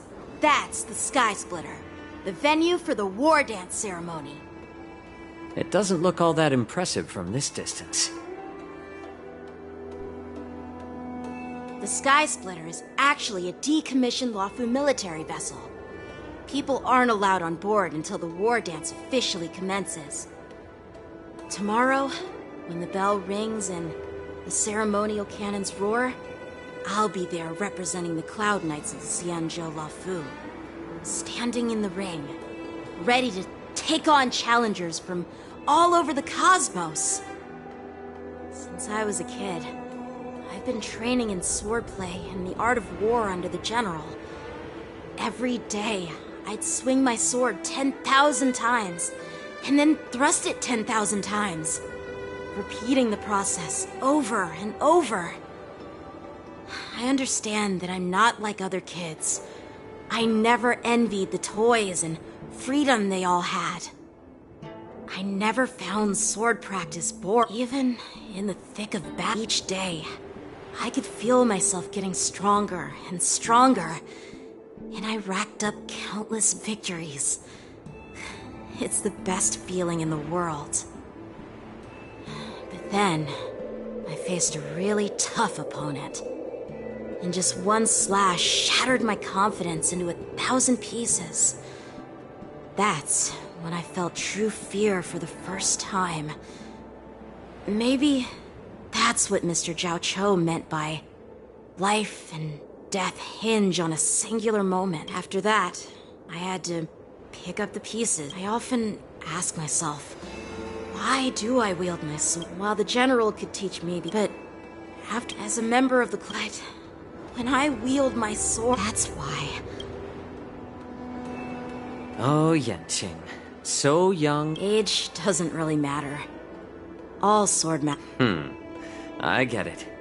Looks like all the kids on the Luofu live tough lives. It's not polite to ask a girl her age, no matter which Xian. I'm not asking your age. I'm asking if you have a dream like Yanqing has. You don't talk like a cook. You sound more like a TV. Need I repeat? Well, I don't have a dream like Yanqing does. The only reason I'm participating in the Ringmaster's Challenge? Sounds like that mind of yours is just filled with... I bet you've got nothing but... My father was a craftsman on the Xianzhou Juming.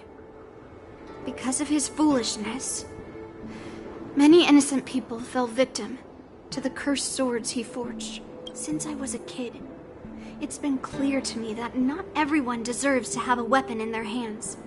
So, whenever I come across someone... Hey, what do you mean by an I see. It's not easy for kids on the Juming either. Well, it's better to have a reason for wielding a sword than to be lost and confused. I've saved countless Cloud Knights in my life, and there are plenty of exceptional warriors, just like the two of you. What happened, Miss... Oh, nothing. Judging from my professional perspective as a healer, well, we've seen... What? You're leaving? It's getting late, Miss March. By the way, Yanqing, is it normal to have so many people wandering around in an automated area like the Actually, this is a restricted area. But since you're... I understand.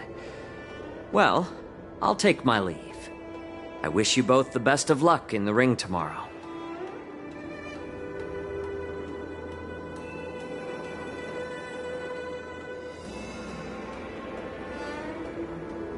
Seriously?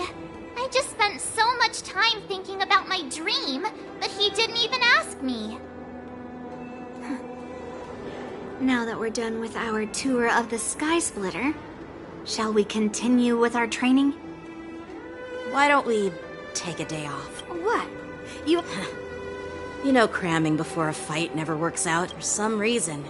Seeing the Sky Splitter? All right. I'll take you. Shing! Shing!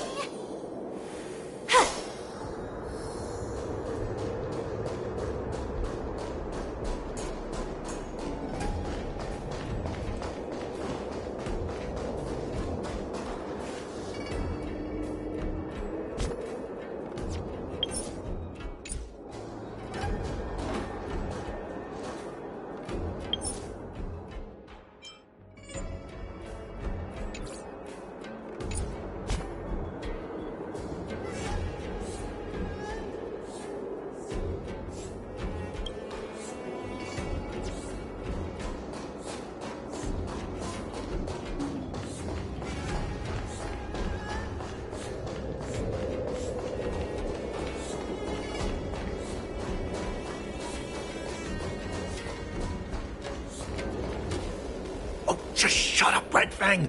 This is not a beast ship. I need some time to take care of things. You willingly donned the skin of a lowly beast to join this mission, dedicating yourself to our glorious cause. And now you're telling me you can't handle it? Do you realize how many ships we need? I'm doing my best, all right? It takes time to figure all this out. When the guns go off tomorrow, all eyes will be on it. That'll be our only chance. How's that? Who's there?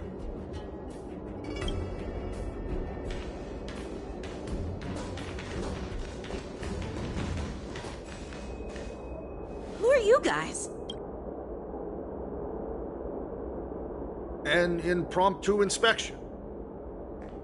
Hey, kids, didn't your parents ever tell you to stay away from the Stargazer Navalia?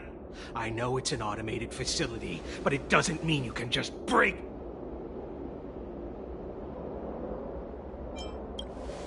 First of all, I'm an adult. Second, I didn't just break in. Yeah, we flew here on a starskiff. Like... Well, I'm not trying to tell... Big sis! Let's go! Huh? Ever hunt planes? Yeah, sure. Big... Shuha! You should have let me.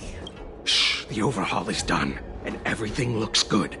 We should leave.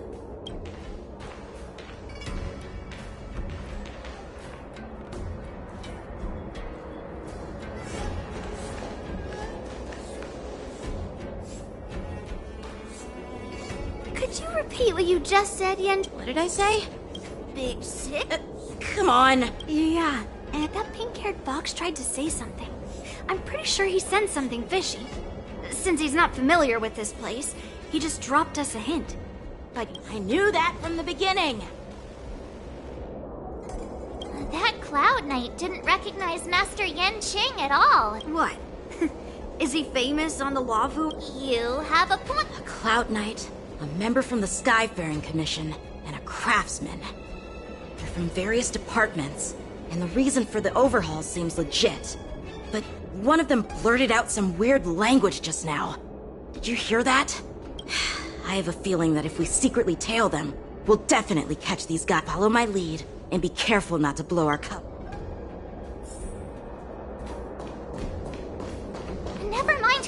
are. Let's just film them.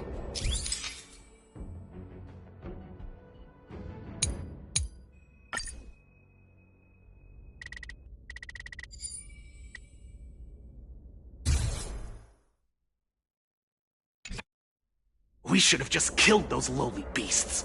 Those little brats won't take up much space. There are boxes all over this place. Just dump them into one and no one will notice. Cut the theatrics, Grulok. Even the slightest slip-up could interfere with Lord Moktok's plans. So where are we heading next? To check the freight skiffs. We've got a lot of preparation weapons, supplies. We've got to be well prepared. Otherwise, we're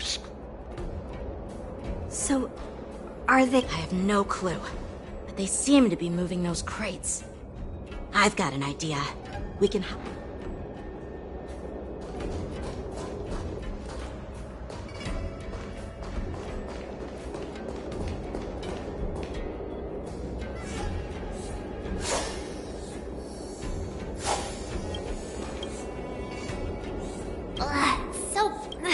Just hang in there.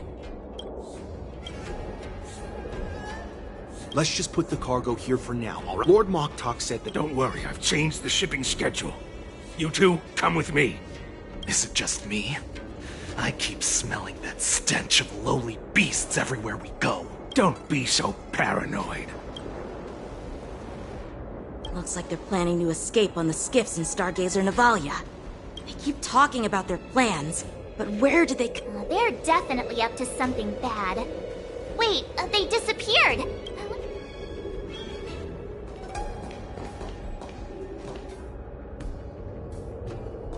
Tread softly, breathe quietly, and make sure to keep an eye on them.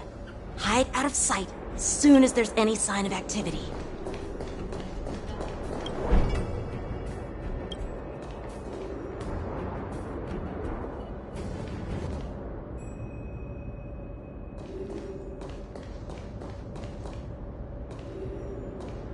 Did he spot us? Quickly, hide!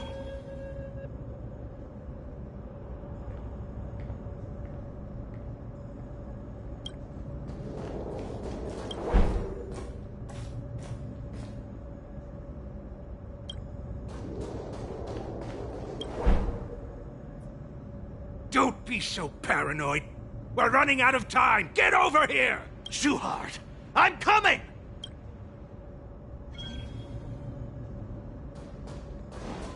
They're leaving. We should catch up to them. Quickly! Did he spot us? Quickly, hide!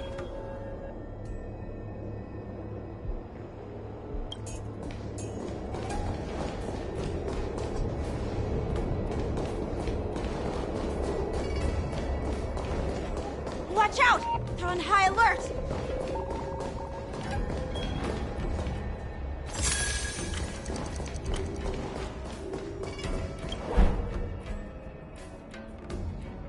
What are they up to? Never mind who...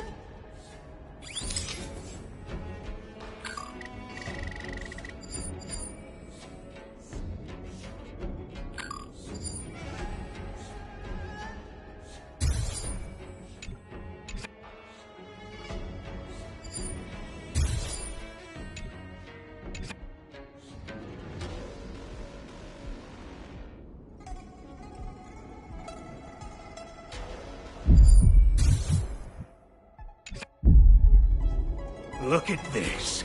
A freight star skiff with enough room to fit at least 20 of my men. I'll let the others know and have them prepare more star skiffs. Once we're past the checkpoint, there will be beast ships waiting for us. Lord Moktok is ready. The revival of our ancient bloodline all hinges on this operation. What did he just say? Beast ships?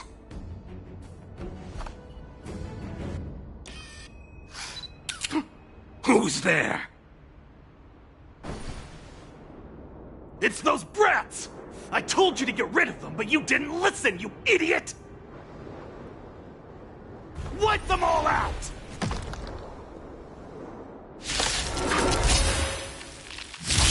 Orson? Adusa! Die, you lowly beasts!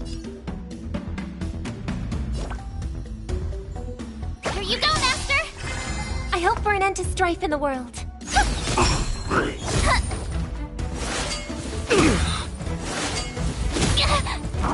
Not very sportsmanlike. Follow my charge. Sure, I'll play along. Spend freely. The dice have been bust. Or maybe I'll take it all in. You'll make good practice.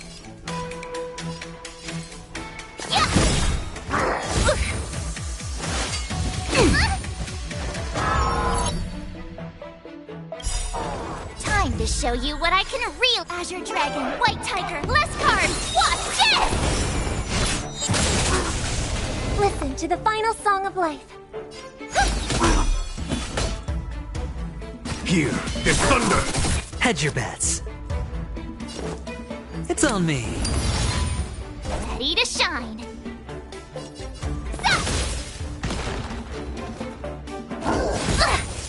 Watch your head.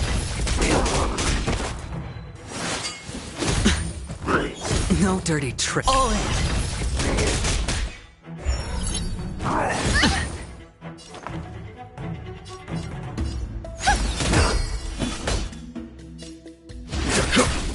I could take 10 of you. Yeah! Awesome! Now watch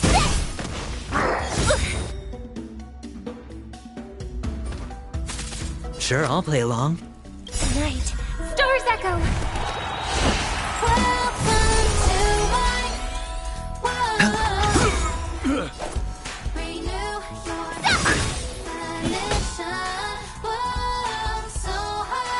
Conflict is pitiless!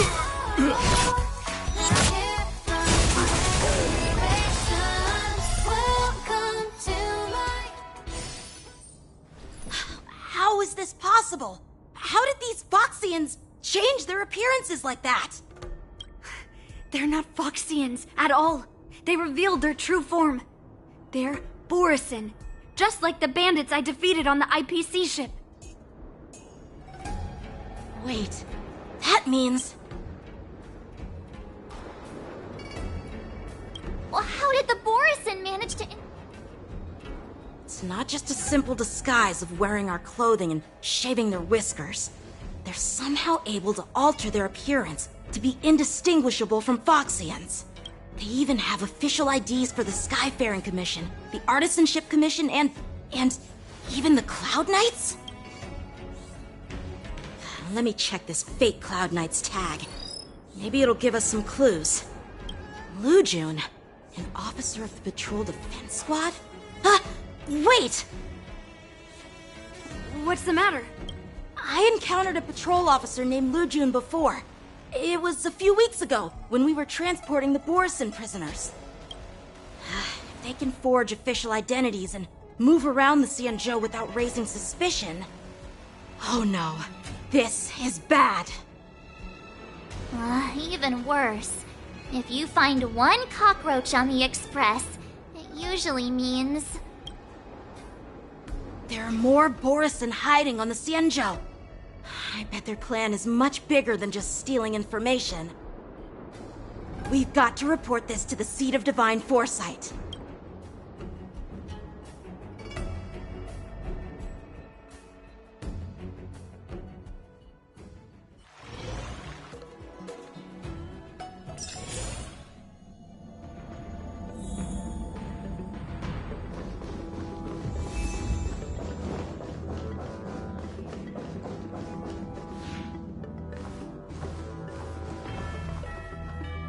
I am glad to finally meet you in person, guests from the Astral Express. I'm Fei Xiao, the General of the Xianzhou Yao Cheng. Let me introduce our guest to you. The one dressed in green. He's the reincarnation of Imbibitor Lune, and the person behind him is the newest member of the crew. I've heard a lot about you. Outside the reports from the Law Fu, the Skyfaring Commission of the Yaoqing has also gathered plenty of information about both of you. I've been eager to meet you face to face for reasons that I'm sure General Jing.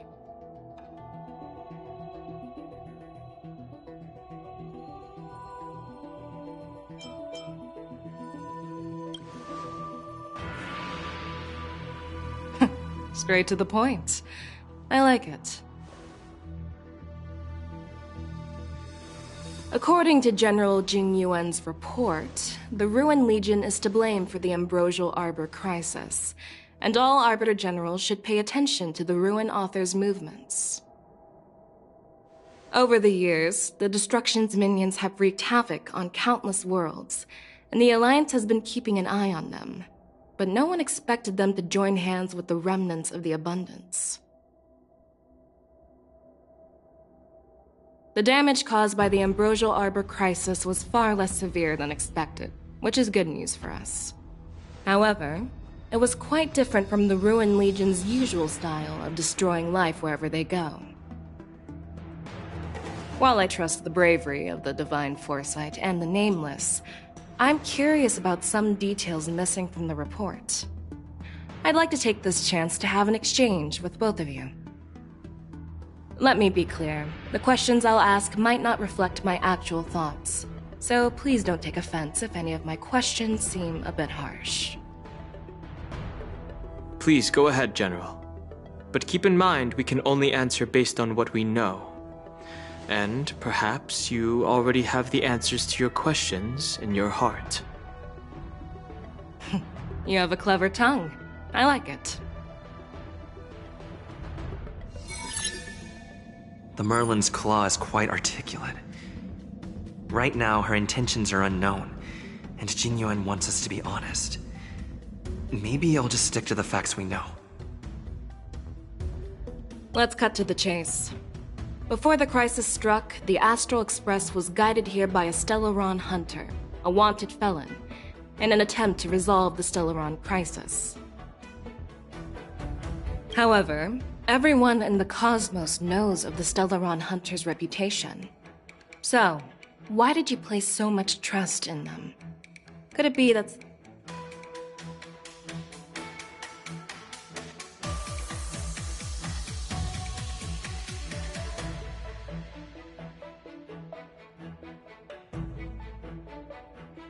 Apart from the Lafu, there are many other worlds suffering from Stellaron corrosion.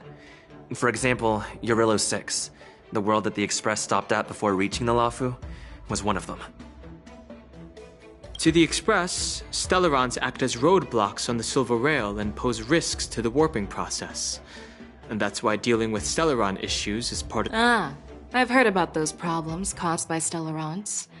The Express connects various worlds, so it makes sense for you. Let's move on to the next question. The report suggests that Don Shu, the master of the Disciples of Sanctus Medicus, colluded with the Lord Ravager and used the power of the Stellaron to— But here's the thing. Don Shu was just a chief alchemist. Even if she colluded with our enemies and summoned the Stellaron, how did she manage to bypass the Videodora?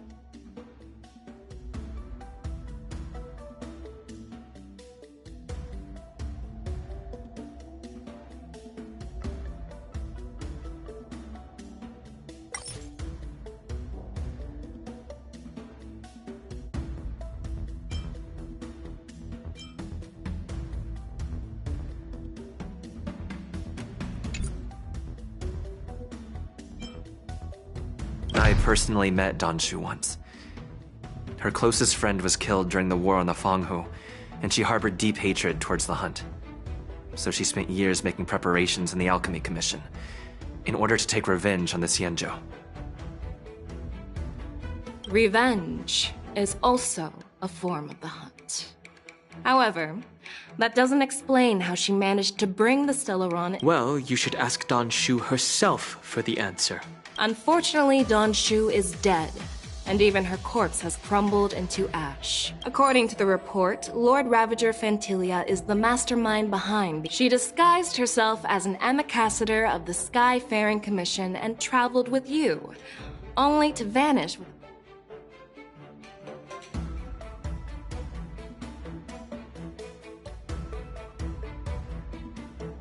We You are working with Diviner Fu, and she also witnessed Ventilia's true form. You're not going to doubt one of your own people, are you? Of course not. We can trust the testimony of Master Diviner Fu Xuan. Oh. It seems that your answers have addressed... Generals, I am finished with my questioning. So, what do you think, General Fei Shao? Have the doubts in the report been cleared up? The two nameless have been honest in their answers.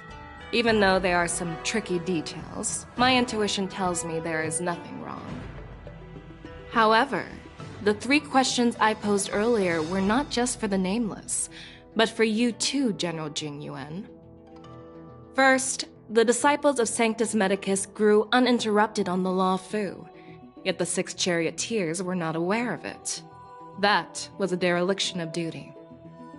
Second, you believed in the Stellaron Hunter's prophecy and entrusted outsiders to solve the crisis, even granting them access to the Plague Mark. That was a dereliction of responsibility. Third, you insist on holding the war dance right after the Ambrosial Arbor crisis, putting the Law Fu back in the spotlight. That is a dereliction of wisdom. Merlin's Claw. Is this your line of thinking, or the 10 Lords? From the moment I walked in, I made it clear that the questions I'd ask might not reflect my actual thoughts. The disciples of Sanctus Medicus were deeply rooted and had been plotting for a long time. I admit it was my negligence for not noticing it earlier. As for the Stellaron Hunter's prophecy, I didn't believe all of it, but in the end, the Law Fu did survive the Ambrosial Arbor crisis. So, I think it's safe to say that Elio's prophecy about the future holds some merit. And as for the war dance, do you think I'm unaware of the risks? However, risks can also be opportunities. The Law Fu has lain low for too long. I believe it's time to stir up the dregs hidden in the depths and wash them away once and for all. Just as I expected from our sophisticated divine foresight. You have a way with words. I like it. But, unfortunately, ever since the report was submitted, the Alliance has been filled with rumors and speculation. Even within the Law Fu, there are people accusing you of neglecting your duties, resulting in the Ambrosial Arbor's resurrection. So what are your thoughts on all of this, General Fei Shao? As a fellow Arbiter General, I fully understand the difficulties of this position. Personally, I think all these rumors are meaningless drivel. Across the sea of stars, the divine foresight knows better than anyone else what happened on the Law Fu and the meaning behind it. Just as what happened on the Xianzhou Yaoqing recently. You mean the Xianzhou Yaoqing is also... The scouts of the Verdant Knights have sent back reports that Borisin are making trouble again. The Borisin packs that were once divided and scattered have started swallowing each other up, forming larger and larger packs. Moreover, there's an entity named Mongus behind it all. An entity? According to the report, this entity isn't actually a Borisin. It's a woman claiming to be the messenger of the Master of Immortality. She's described as having 12 faces and 12 pairs of fangs, as cruel as poison, and as elusive as quicksand. The Borisin believe she'll give them a chance to rise again. That's Ventilia. That's right. You're lucky that I'm the one who came this time. If it were the Patina Justice or the Seer Strategist, this conversation might not be so friendly. I've always had faith in my instincts, so I don't doubt your good intentions. But the Alliance has its fair share of questions and doubts about the Law Fu. So, my plan is to come up with an acceptable answer to satisfy the Alliance. What's in this plan? General Fei Shao. General Jing Yuan, you already know what has to be done. But since you don't want to be the bad guy, I'll take care of it for you. You need the final word from the Ten Lords Commission to quell any doubts. And for that, I'll have to ask the two Nameless to visit the Shackling prison.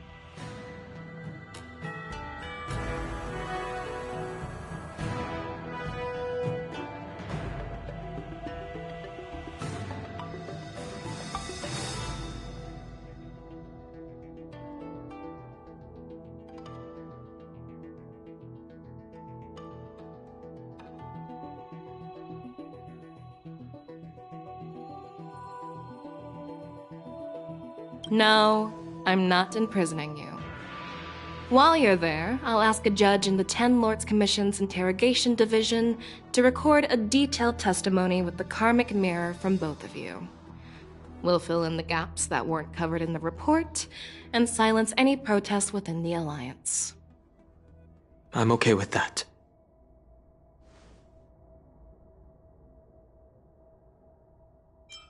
Worried that I might go back on my word and keep you in the Shackling prison? Relax. If I wanted to do that, you'd already be behind bars. Once you're done with your testimony, you're free to... Then, as the Merlin's Claw requests... Oh, there's one more thing. This testimony is for silencing the voices of opposition within the Alliance. But I would like to urge General Jing Yuan to listen to the pleas of the Foxians on the Xianzhou Yaoqing. So, you are here for Hule. Exactly. Hule is locked up in the Luofu's Shackling prison. Since he is the broodlord of the Borison, I want to transfer him onto the Xianzhou Yaoqing and imprison him there. The recent movements of the Borison suggest they're planning something big, so we must act preemptively. It makes sense to have the Foxians keep an eye on their arch-nemesis. Since you trust my judgment, I'll repay that trust. What do you think about all this, General Huayan? I was worried this would turn into a heated argument, but it seems like both of you are on the same page, solving each other's problems. I couldn't have asked for a better outcome. And as for Hule, I'll send my Lieutenant Zhao Chou and Moza to check on his condition in prison and ready him for transport. If there are no more questions, shall we get this started?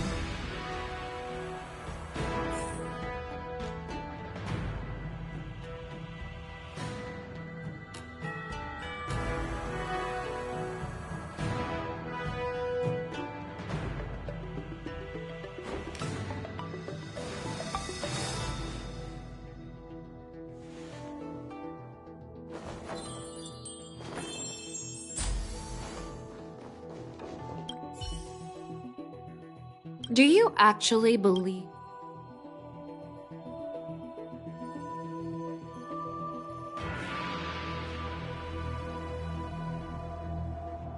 Yes, I do. While words can be deceiving, I trust my intuition more than any.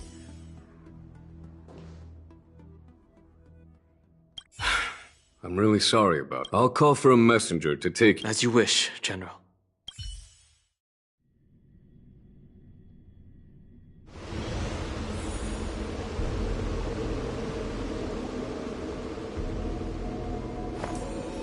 As General Jing Yuan requested, everything is prepared for your arrival, and I am here to receive you.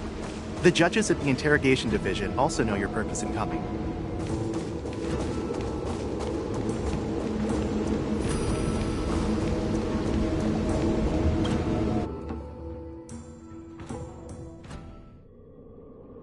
The Shackling prison. I didn't expect to be back here after all these years. Dan Heng. Don't worry about me. If you're ready, I'll open the gate for you.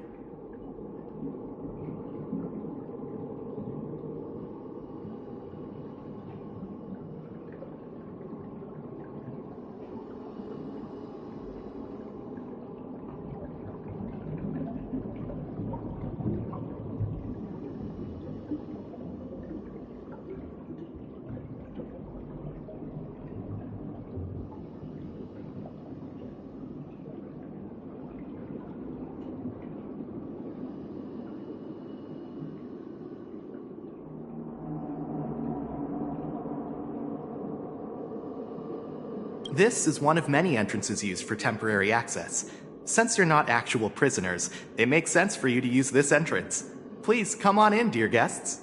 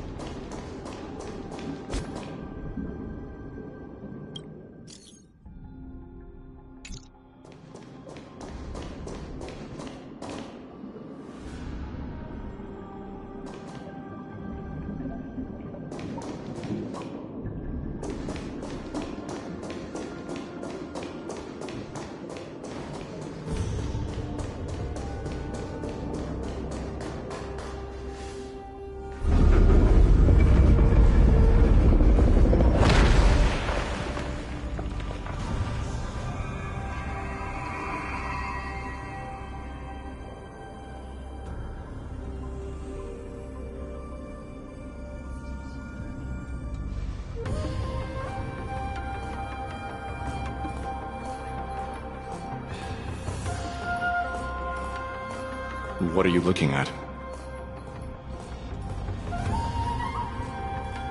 The Shackling prison on the Luofu is completely different from the one on the Yaoqing.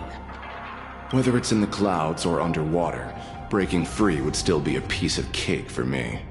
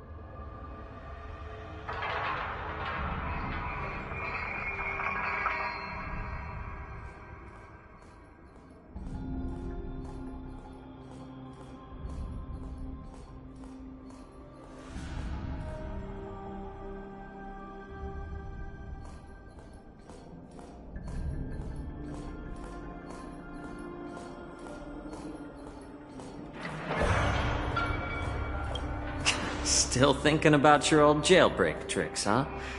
Forget it. You're free now. Just don't do anything stupid, or the judges will throw you back in there and lock you up for a few hundred years. You'll see me again in just a few days. Taking Hule back to the Yaoqing means a lot to the Foxians on the ship, and to the General herself.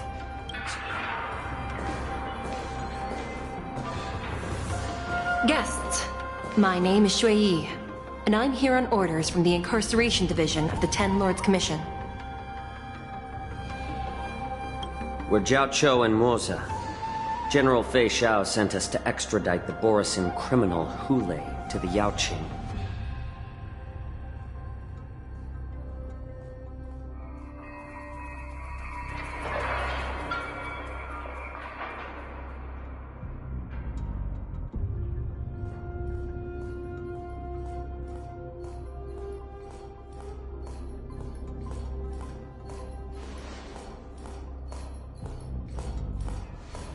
We're here to inspect the conditions of his imprisonment and make preparations for the handover and transportation.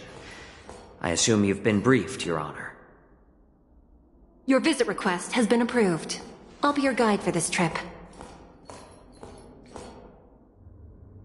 Prisoner Hule, the warhead and brood lord of the Borisin Abominations of Abundance and the arch-nemesis of the Foxians, is responsible for 2,123 wars of aggression and countless associated crimes. Due to his heinous acts, he has been imprisoned in the depths of the Shackling prison and subjected to the punishment of the Forest of Swords until the end of time. He shall never be pardoned. No need to repeat his crimes and sentence, Your Honor. He is the greatest enemy of us Foxians. The stories of his atrocities are used to terrify our children. I'm well aware of every crime he's committed. Let's move on to the next step. When it comes to visiting criminals, there are rules in place to ensure your safety. I know you've heard legends about Hule since you were children, but your knowledge about him is likely very limited. Only the judges of the Ten Lords Commission truly know what kind of abomination is locked up at the bottom of the Shackling prison. It has been centuries since Jing Liu, the former sword champion of the Luofu, captured Hule. And during all those years, we never provided him with any food. Yet he somehow managed to stay alive. It defies all the documented physical characteristics of the Borisin.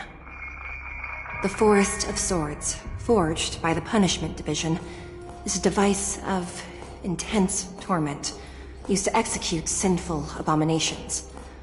Most Borisin die within 3 days in the forest, but Hule is different. Every time the blades pierce him, his body instantly heals. Despite the brutal punishment, he somehow manages to survive. The complex rules are there because of his abnormal characteristics. Do you understand now? I apologize for any offense caused. Please continue, Your Honor. I've given you the instructions regarding Hule's visitation. Please make sure you read them carefully.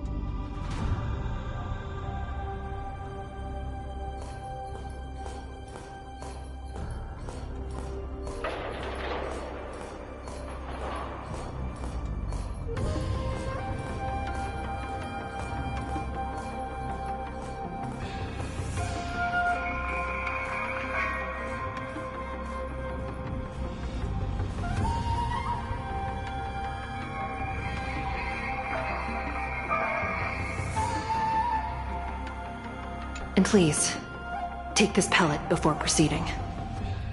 No, I'm not taking random medicine. Then you won't be allowed to visit Hule. Just swallow it already. Hule is like all Borisin. He can release a pheromone called lupatoxin that induces fear. Thousands of years ago, we Foxians were enslaved by the Borisin. Not because we were naturally weaker, but because of their lupatoxin. This pill is for our own mental well-being. I understand.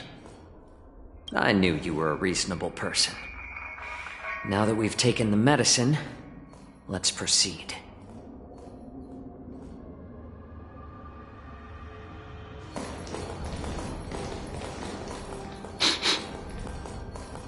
Your Honor.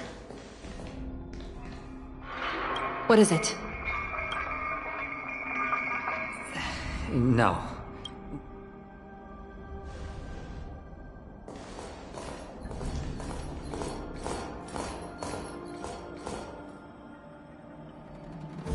Here we are. Her Honor hasn't arrived yet. Please wait a moment.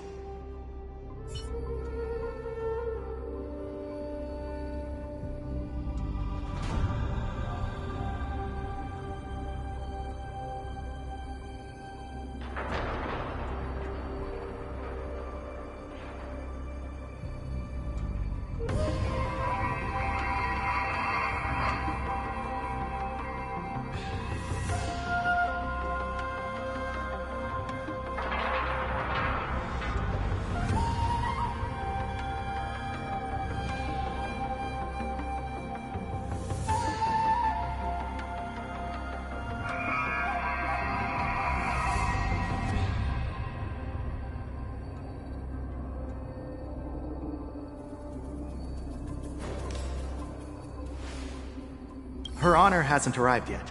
Please wait a moment.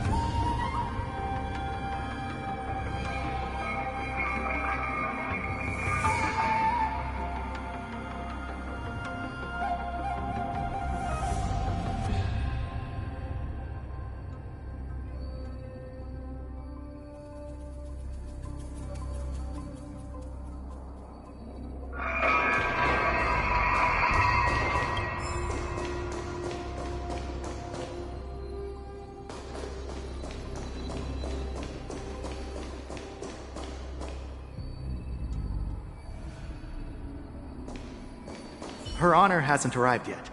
Please.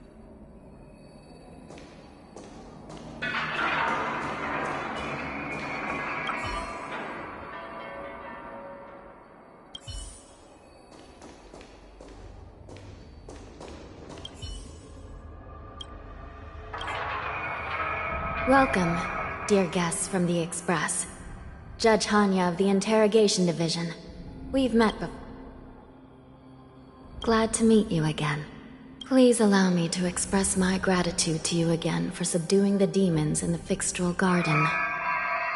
Looks like while March 7th and I were clueless, you already made many friends on the Shenzhou Luofu.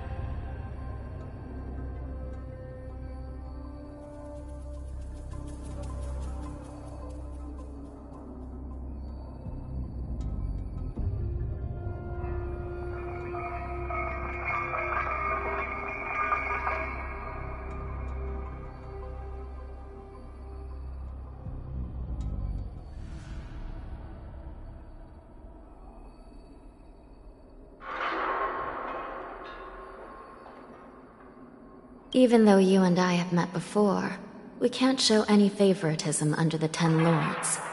So, please do as I command as we head to Scrivener Hall and beyond. Don't do anything without my permission. This is not a place for ordinary mortals. You and Mr. Danheng, please come with me. Please lead the way, Your Honor.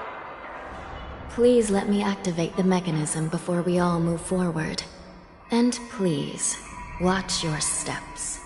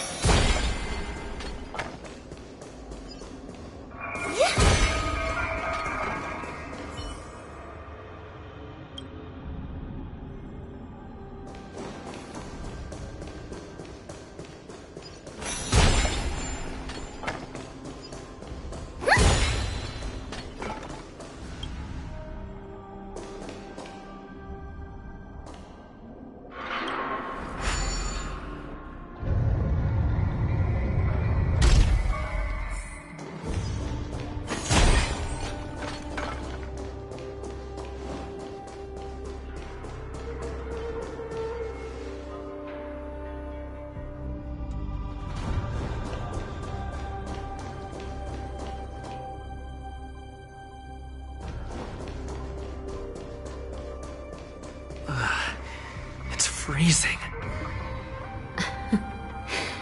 This place is filled with the cold air from the northern peak of the polar delve.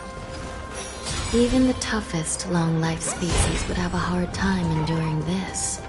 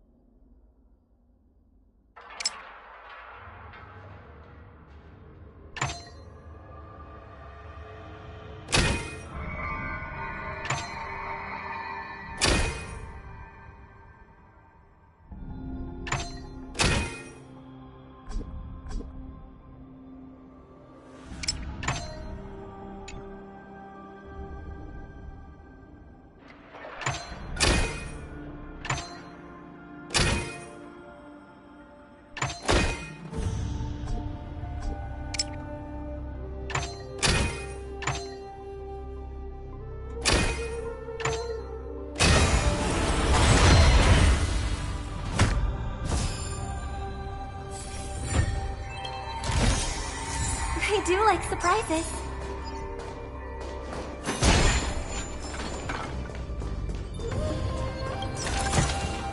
Oh, not bad. Not bad at all.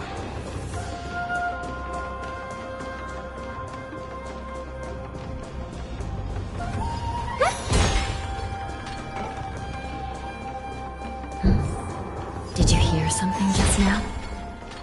Let me check it out. Ugh, what an eyesore. This place is packed with boxes and... These crates. A few days ago, the Spiritfarers received reports about an IPC transport ship that was attacked by Borison. Then, a bunch of those abominations... I had a feeling there would be trouble during the war dance. But I heard the Intelligentsia Guild crafted something dangerous. We have many records in the Hall of Karma about these wise ones. They love to tinker with forbidden technologies, always trying to push the limits of Ingenia. I caught a glimpse of the mechs in those crates, and they bear a striking resemblance to Borison. Well, business first.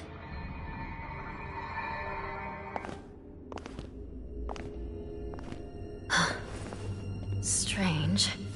I don't remember checking the containment facilities a second time.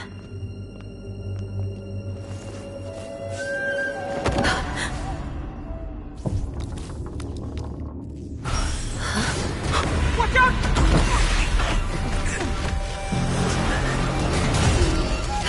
Emergency! All wardens prepare for action! Emergency! All wardens prepare for action!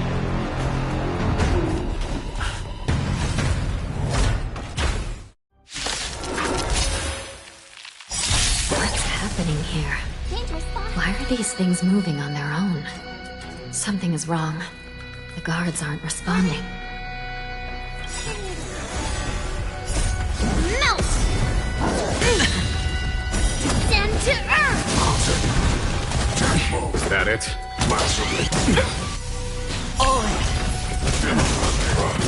It's okay.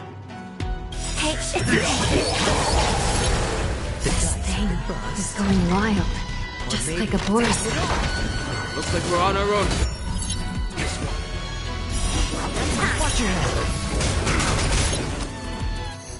It's on me. Here, this Within the self, not the sword. Yes, you!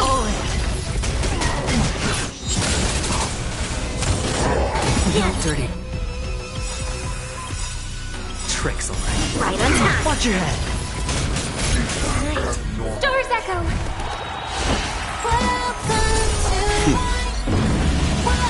Show no mercy. Melt! Hedge your bets. Mountains fall! There's no time to lose. Conflict is pitiless.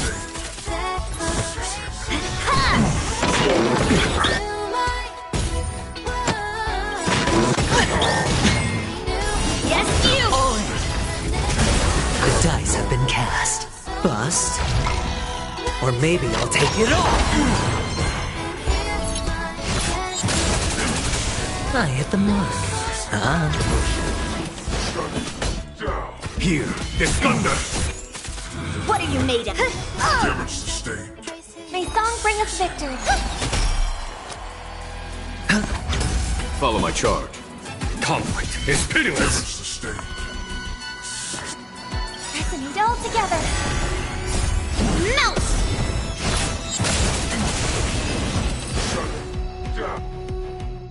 But how is this even possible? The Spiritfarers follow the protocol. It's just like what happened in the Artisanship Commission before. The Alchemy Commission members examined them and found some unusual structures within. These things showing up in the Shackling prison can only mean one thing. A prison break. And whoever delivered these goods clearly wanted them to go through the Xianzhou's strict inspection process to show the Skyfaring Commission and Cloud Knights how dangerous they were. They wanted these mechs. These things already started taking action while nobody was paying attention. And to make things worse, another group of visitors just entered the prisoner they came to visit. Might be the target whom these wolf-shaped mechs were delivered here for. If that vicious beast manages to break free, it will be a...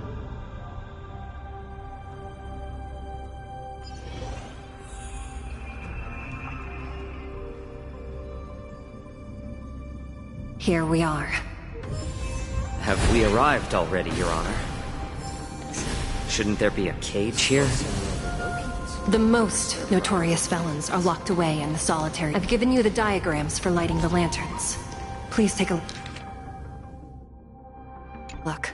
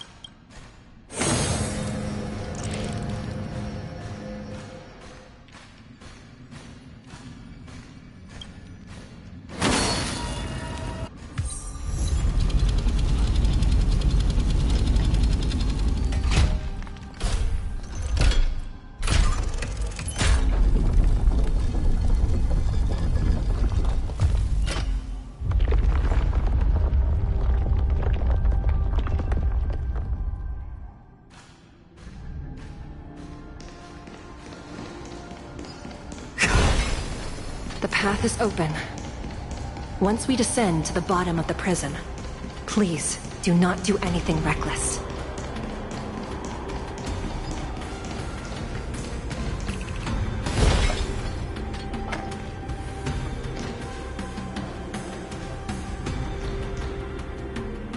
Inside the delve, behind this door, is the greatest enemy of the Foxians, Hule.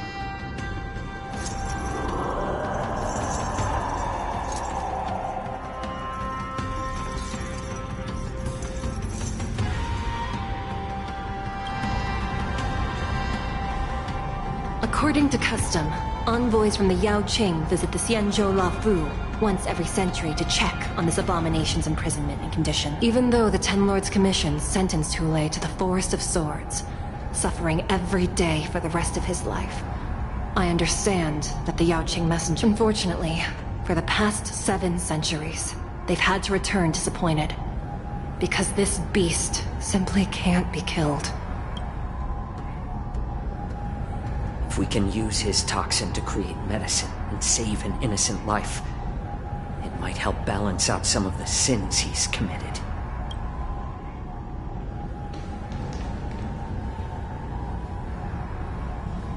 you be the key to a cure for the General, Hule.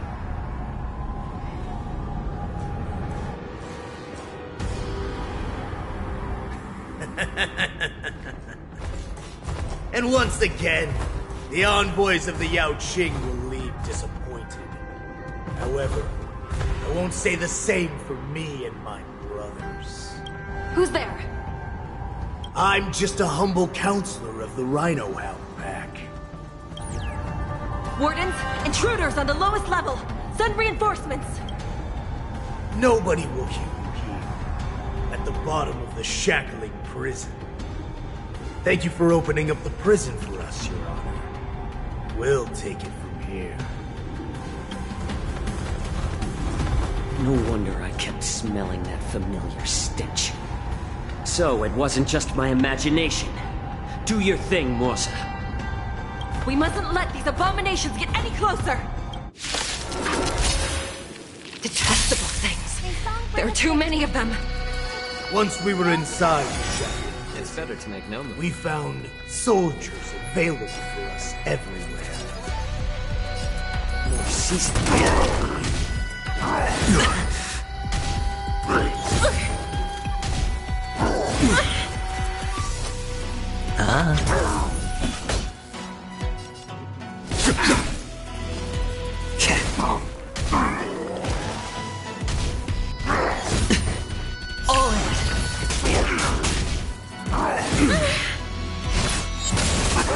I suggest you surrender now.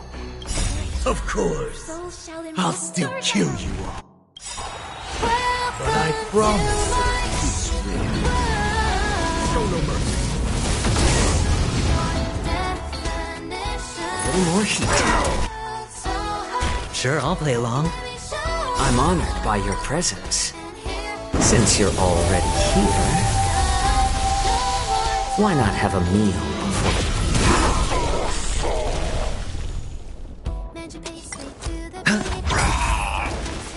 There's no time to lose. How presumptuous! Die now! Leave if you can, Morsa. It's not time yet. No season.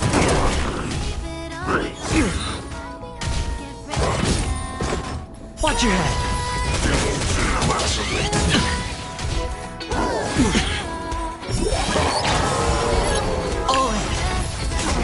Hedge your bets.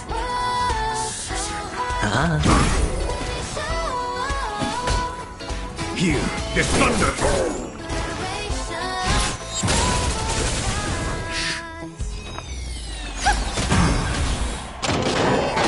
My back. A little more heat. Sure, I'll play along. Follow my charge.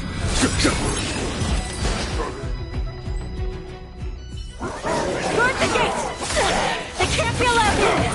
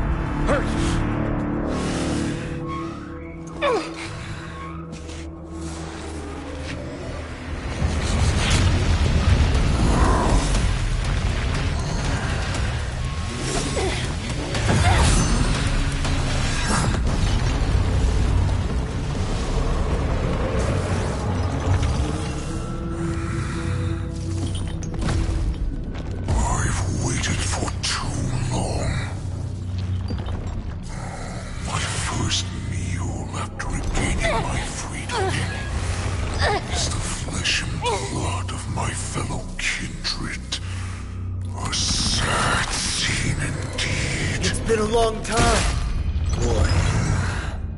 Welcome back.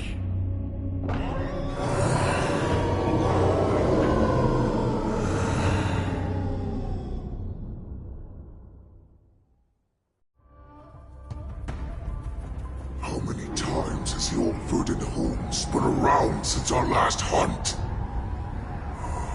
Do Duran's whelp? Tell me your name! Oh, great Hule, nemesis of the Foxians, and the hunter of all beings. I'm Moktok, a humble counselor of the Rhino Hound Pack. I am only one insignificant heir spawned from your bloodline. It's been at least 7 centuries since you led our pack through the hunting grounds of the stars. I'm thrilled to see that you are as cunning and skillful as ever. 7 centuries. 7 centuries have passed. But why have Duran's whelps grown to look like this? Tell me, Moktok, why have you grown to resemble our most despicable slaves and enemies, the Foxians? I've been commanded to release you from this cursed prison. It is Senjaya's will. That's why I had to take a magic pill, don the skin of a lowly beast, and play along with their hypocrisy. Since you have an escape plan, tell me, what's our next move to get off of this? My brothers and I will lock down this prison, trapping the prison guards inside.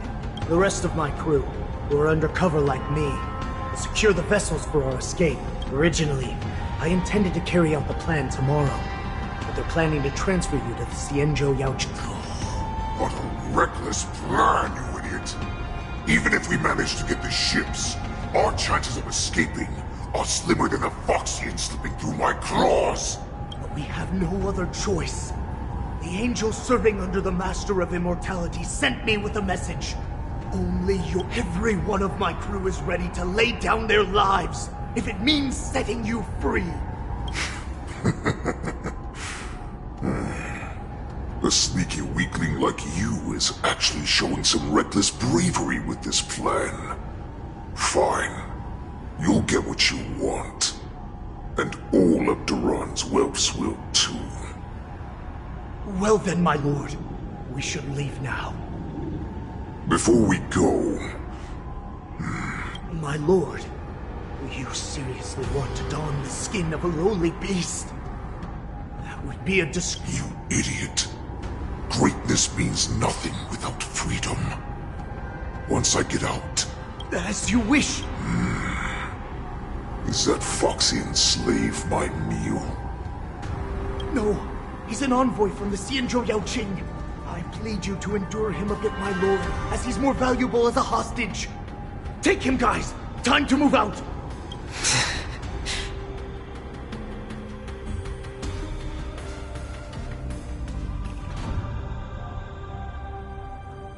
Madam Hanya, the wardens in all areas are regrouping. Those Ingenium enemies are wandering around and causing heavy casualties. And to make things worse, those iron wolves broke open the cages and let the criminals out. We've called for backup, but it seems like all communication is jammed. Let's preserve our strength and first take down the isolated prisoners. By decree of the 10 Lords, all... Just a short time ago, the nether key mechanism was activated. It was probably Madame Shui and the Yaoqing messengers, heading to the bottom of the prison. Given the situation, I'm afraid that area is exactly where our enemies are targeting. We mustn't let that vile beast escape from its cage. We've gathered all the prison guards who can still fight, and we'll split up and secure each floor. Go! Those intruders are quite bold. They must have been planning this for quite a while. Indeed, but Borisin tend to favor direct and aggressive approaches.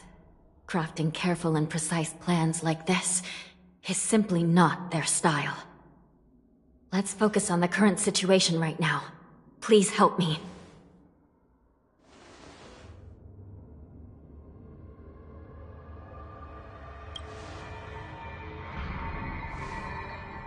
What's the fastest way to the bottom of this prison, Miss Hanya? We'll have to bend the rules. Please. Prisoners must remain in place and obey the By decree of the 10 Lords, all prison breakers and intruders shall be apprehended, dead or alive. Yes, ma'am! I do like surprises.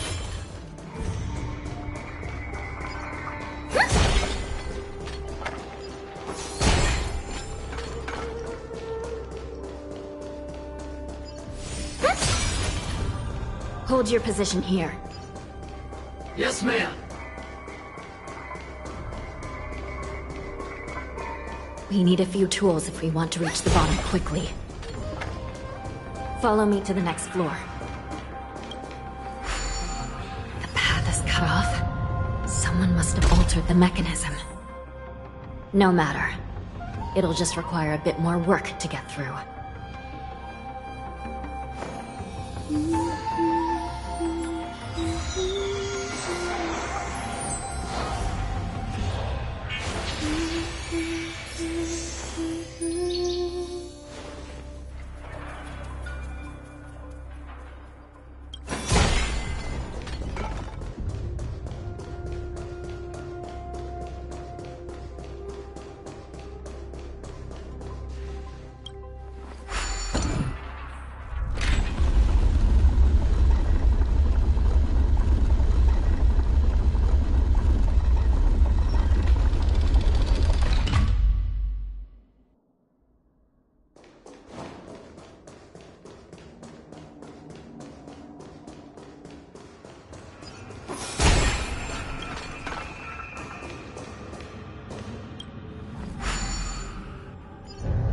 Some Spiritfarers occasionally use ingenia from the Artisanship Commission to navigate the treacherous terrain here.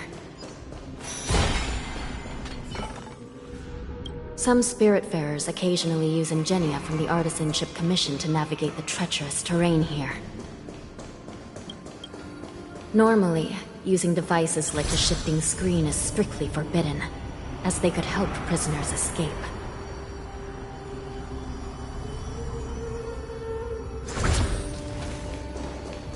But, given the urgency of the situation, let's just ignore the usual regulations.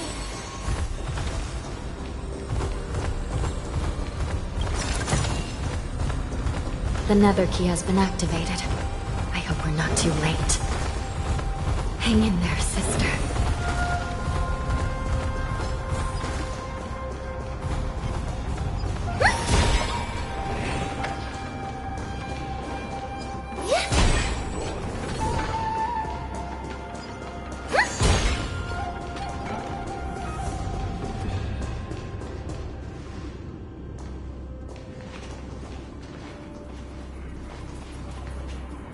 Looks like there was a fierce battle here not long ago.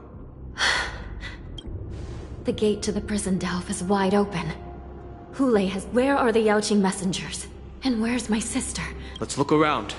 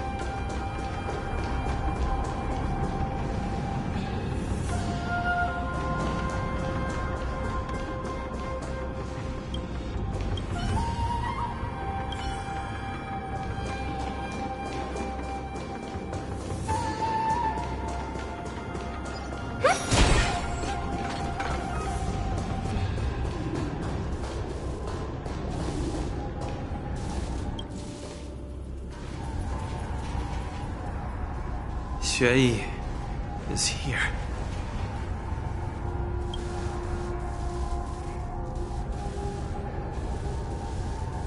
Miss Xueyi briefly sacrificed herself. My condolences. Condolences? Well, that's unnecessary. You misunderstand. Thanks to the Ten Lords' blessing, my sister turned into an Ingenium centuries ago. Dying and returning as just a soul to the Hall of Karma's document office has become a routine for her. While I'm not keen on seeing her throw away her body like it's some replaceable part, but...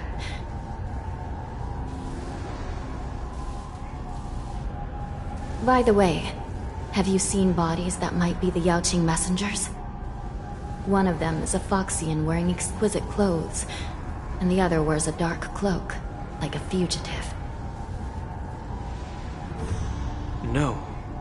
I haven't found any Foxian bodies. Only Borisin ones. So, the intruders and Hule are holding the Yaoqing messengers hostage. This is the worst situation. With hostages in their grasp, the prison guards can't do anything about the prisoners. If anything happens to the messengers, the relationship between the Yaoqing and the Luofu could be irreversibly damaged. We must rescue the messengers, get out of here, and spread the news. We mustn't give up as long as there's a glimmer of hope.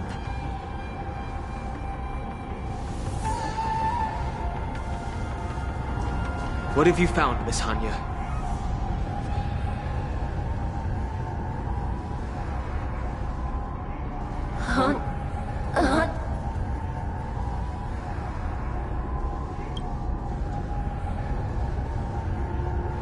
Reconstruct.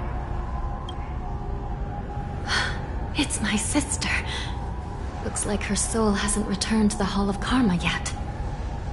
At such a critical moment, her death can give us information that we can turn into an advantage.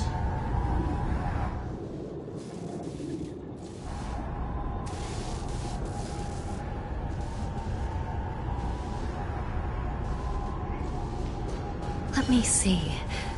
The damage, if I can fix it up.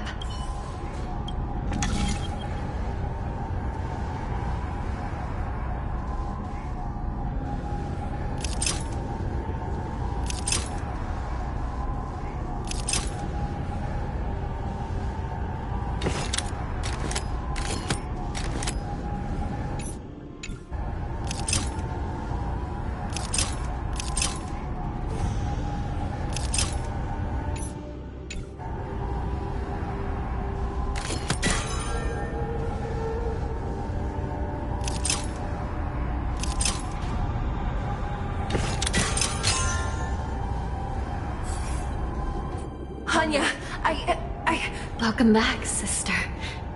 I don't know what kind of expression I should have at a time like this. Happy? Tears of joy? Forget it. I'm used to you coming back in all sorts of forms.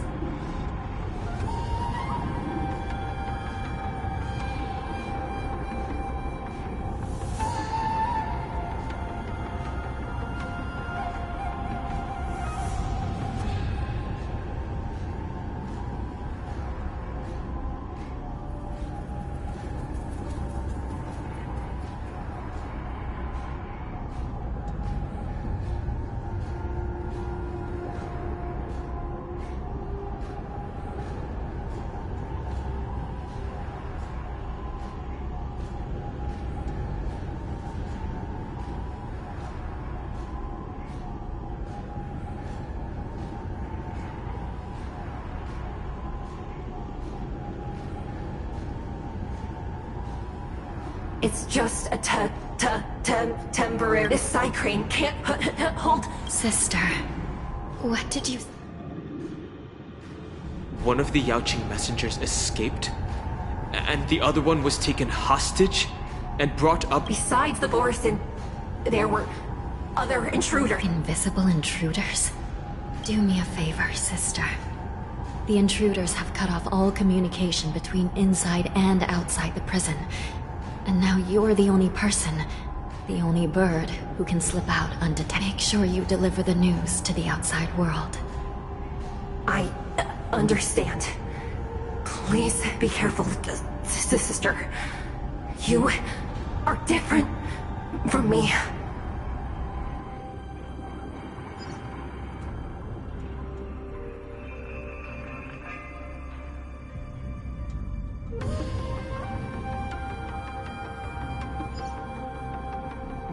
Time is running out, Miss Hanya. If we keep delaying, those Borisin will escape from the prison. All right. If we happen to come across that Yaoqing messenger who got away... No. Stopping Hule should probably be our top priority.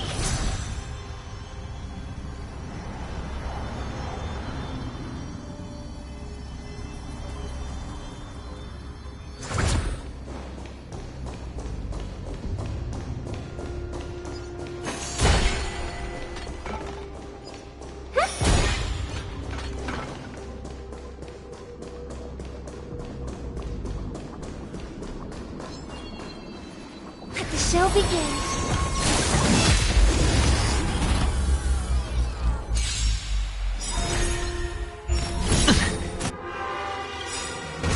No dirty tricks, the dice have been cast.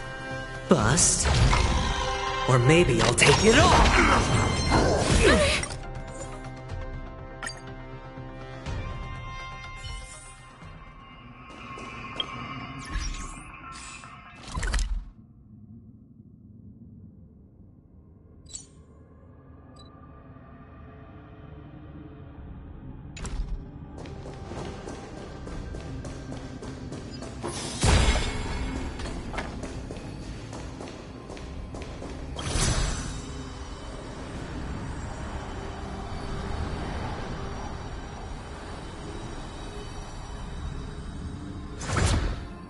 The show begins.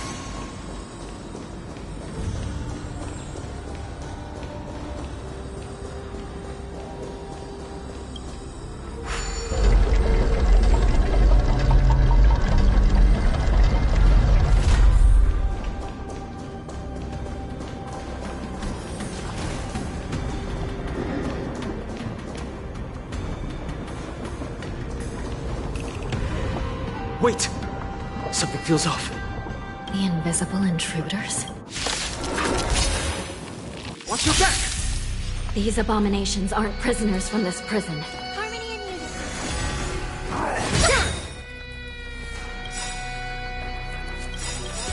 Right on time. Tonight, Stars Echo.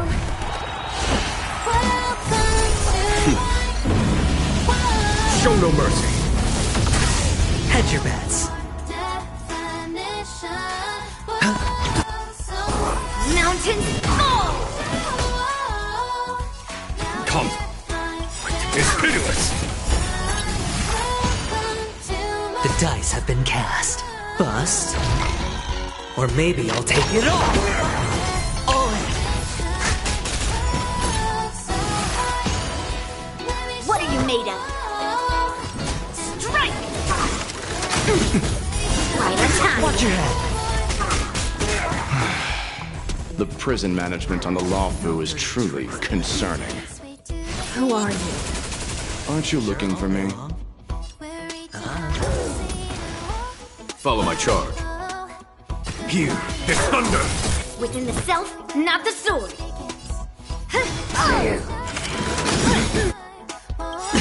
Right on time. All in!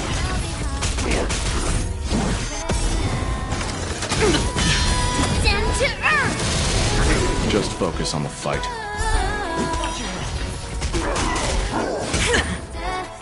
Right on time. All in! Melt. The dice have been cast. Bust. Or maybe I'll take it all! Watch your head! Merciful Medicus! Leap through clouds.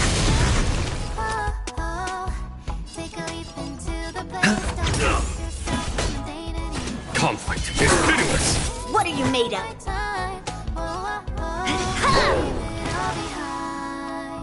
May song bring us victory.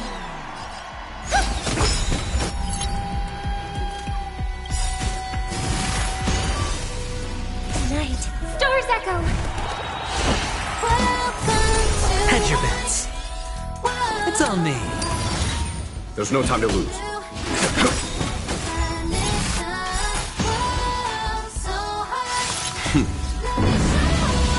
Show no mercy. Within the self, not the sword.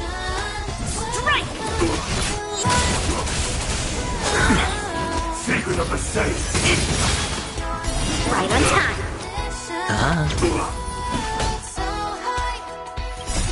Melt!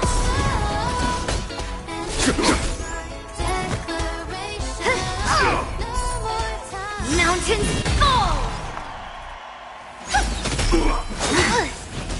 Right on time. Right on time.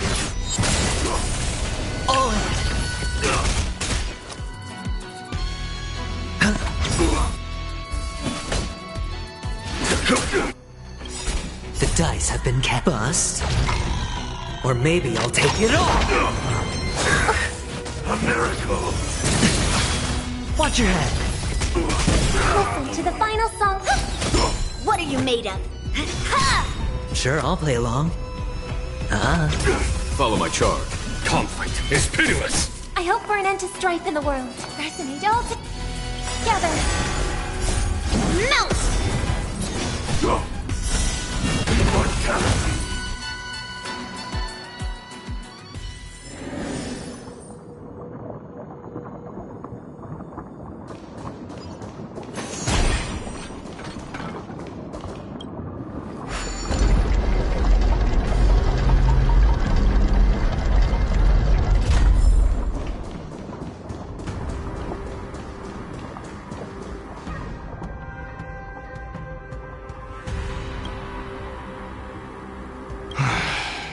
The prison. So what if I repeat it? At least 2 different groups of intruders infiltrated here.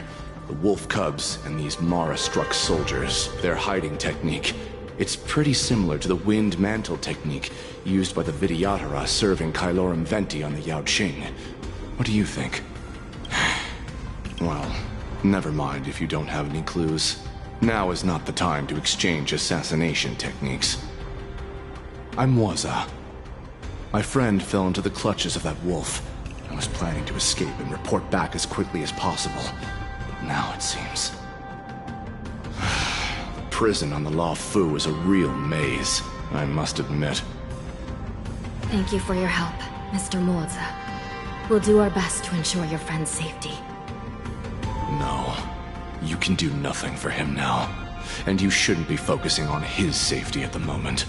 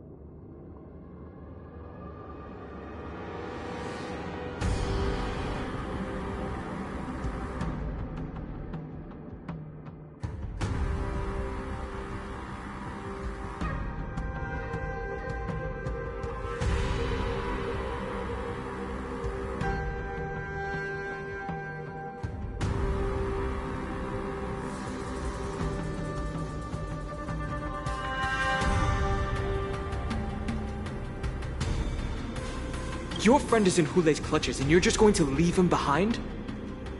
Look, I'm the Yao Qing General's guard, not his. I've seen how that giant wolf fights, and there's no way. Trying to save my friend will only get us killed. I don't know how you think, but I won't throw my life away for a lost cause. Listen up. I've been tracking these fugitives, and I know their next move. They're planning to seal off the entire prison to keep the outside world in the dark. The worst case scenario, we are all killed by that giant wolf, and the Shackling prison is sealed off. No one will know about us or about their escape until it's too late. And the best case scenario...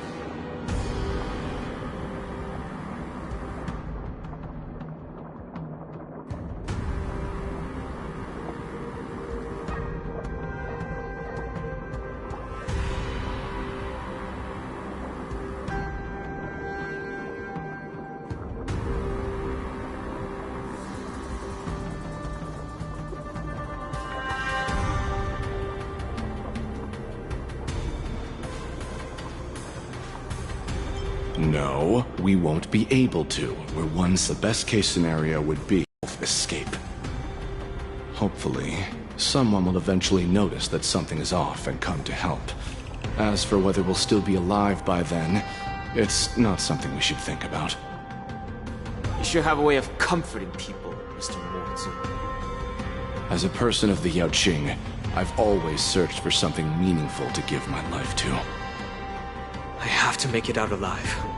My companions are waiting for me. As a netherworld dweller, I've already died once.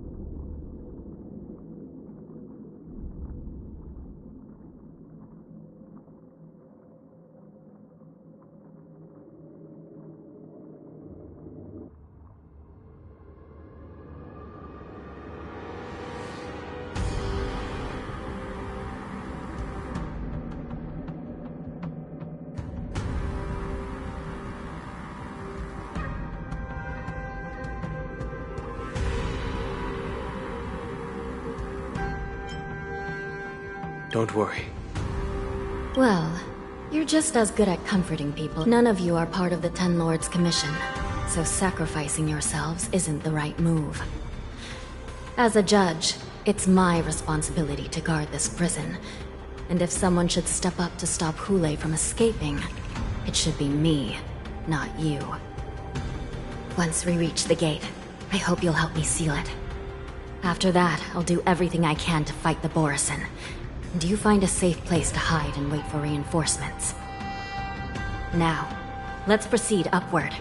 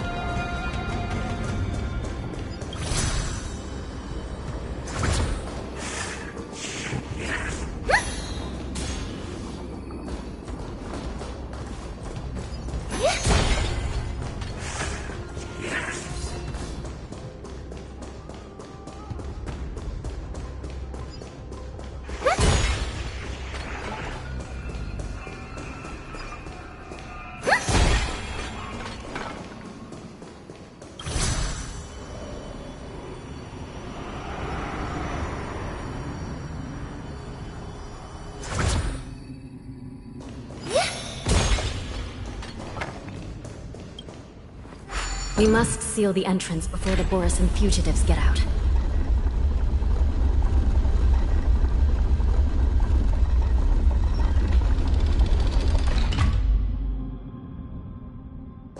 The prison wardens and mechanisms won't be able to hold them for long. Follow me.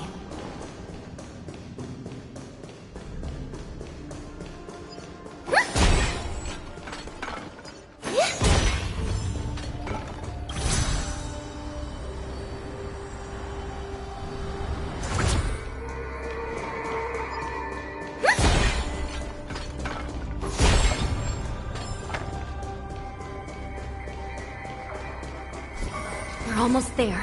The gate is just ahead. Let the show begin.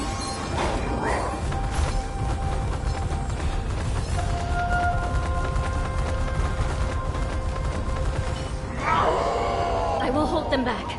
Don't... Dangerous thoughts. Hedge your bets.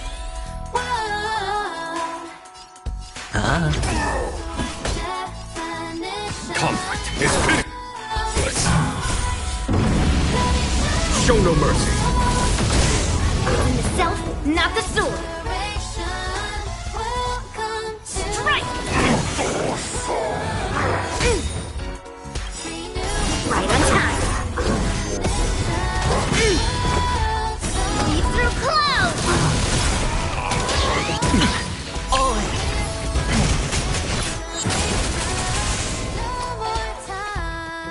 It's on me.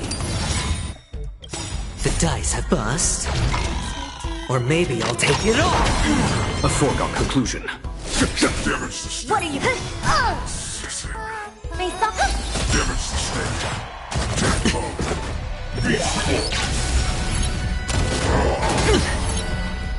Right on time. May you find peace in sin.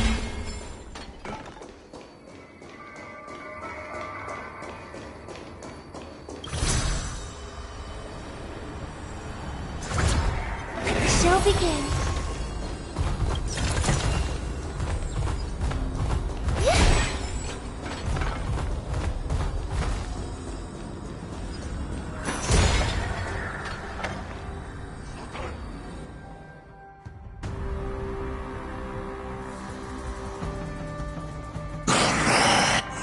This brings back such familiar memories.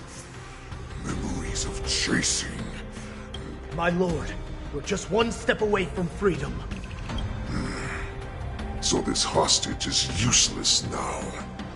Kill him, Moktok. He's getting away. Do something, Jiao. It's just like the old days, you useless loser. Just do something! Maybe this Yao Qing messenger can strike a deal in exchange for his life. He can use his status to help us escape from the Xianzhou.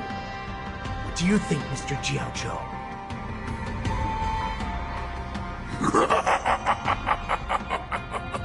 Oh, just look at you. Fallen so low during my absence. You're even negotiating with livestock. As far as I recall, no one from the Yao Qing would ever consider a deal with Duran's offspring. I've got to make this beast stay here, whether it's for the sake of Fei Shao or the Yao Qing. Deal. I certainly have more value alive. My identity, my knowledge of the Xianzhou, and my understanding of many things that your minions have no knowledge of. They'll all be valuable. Lowly beast. Muster up that pitiful tongue of yours and plead for what remains of your life. Speak up. I'm afraid you're unaware. The woman who defeated you, Jing Liu, she has recently returned to the Luofu. Your opportunity for revenge is right in front of you. My lord, this slave is talking nonsense. I've never heard anything about this. May I just kill him now? Silence, Moktok. And you, slave. From now on, you'll stay by my side. You'll only speak and move when I allow you to. Otherwise, I'll dismember you from head to tail, inch by inch. Got it? But, my lord... We must stay here for some time, Moktok. Fear not. Because once I step out of the prison, it's the people of the Xianzhou who should tremble in fear. I'll show them what true calamity means. Now, Duran's whelps, follow me!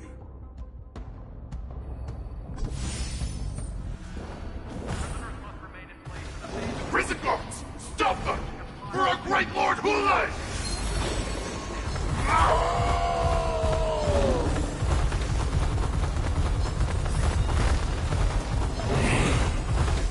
Prisoners must remain in place and obey the guard. Those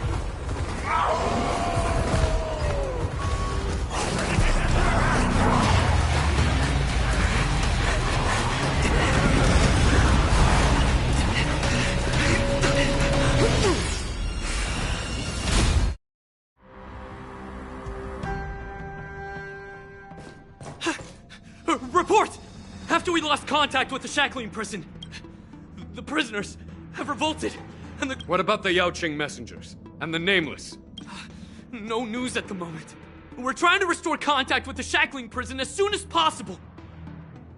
I see. You're dismissed.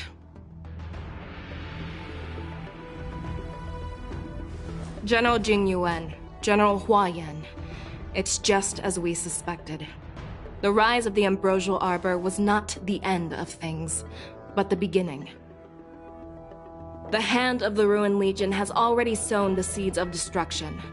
From this moment on, the Xianzhou Alliance will face an even greater challenge, from both the abominations of abundance and the destruction itself. If this is what they want, I'm always up for a challenge.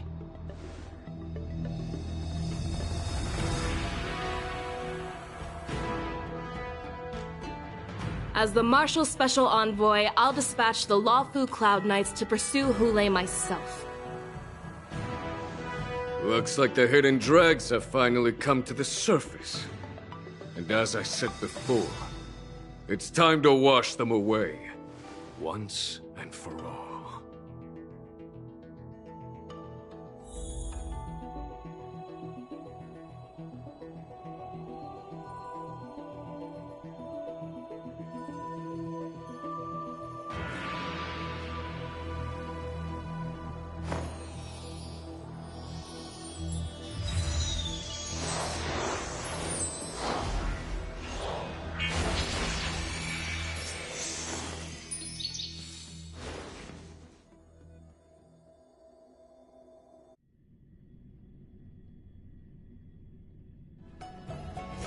The tour is over, and it's time for some rest.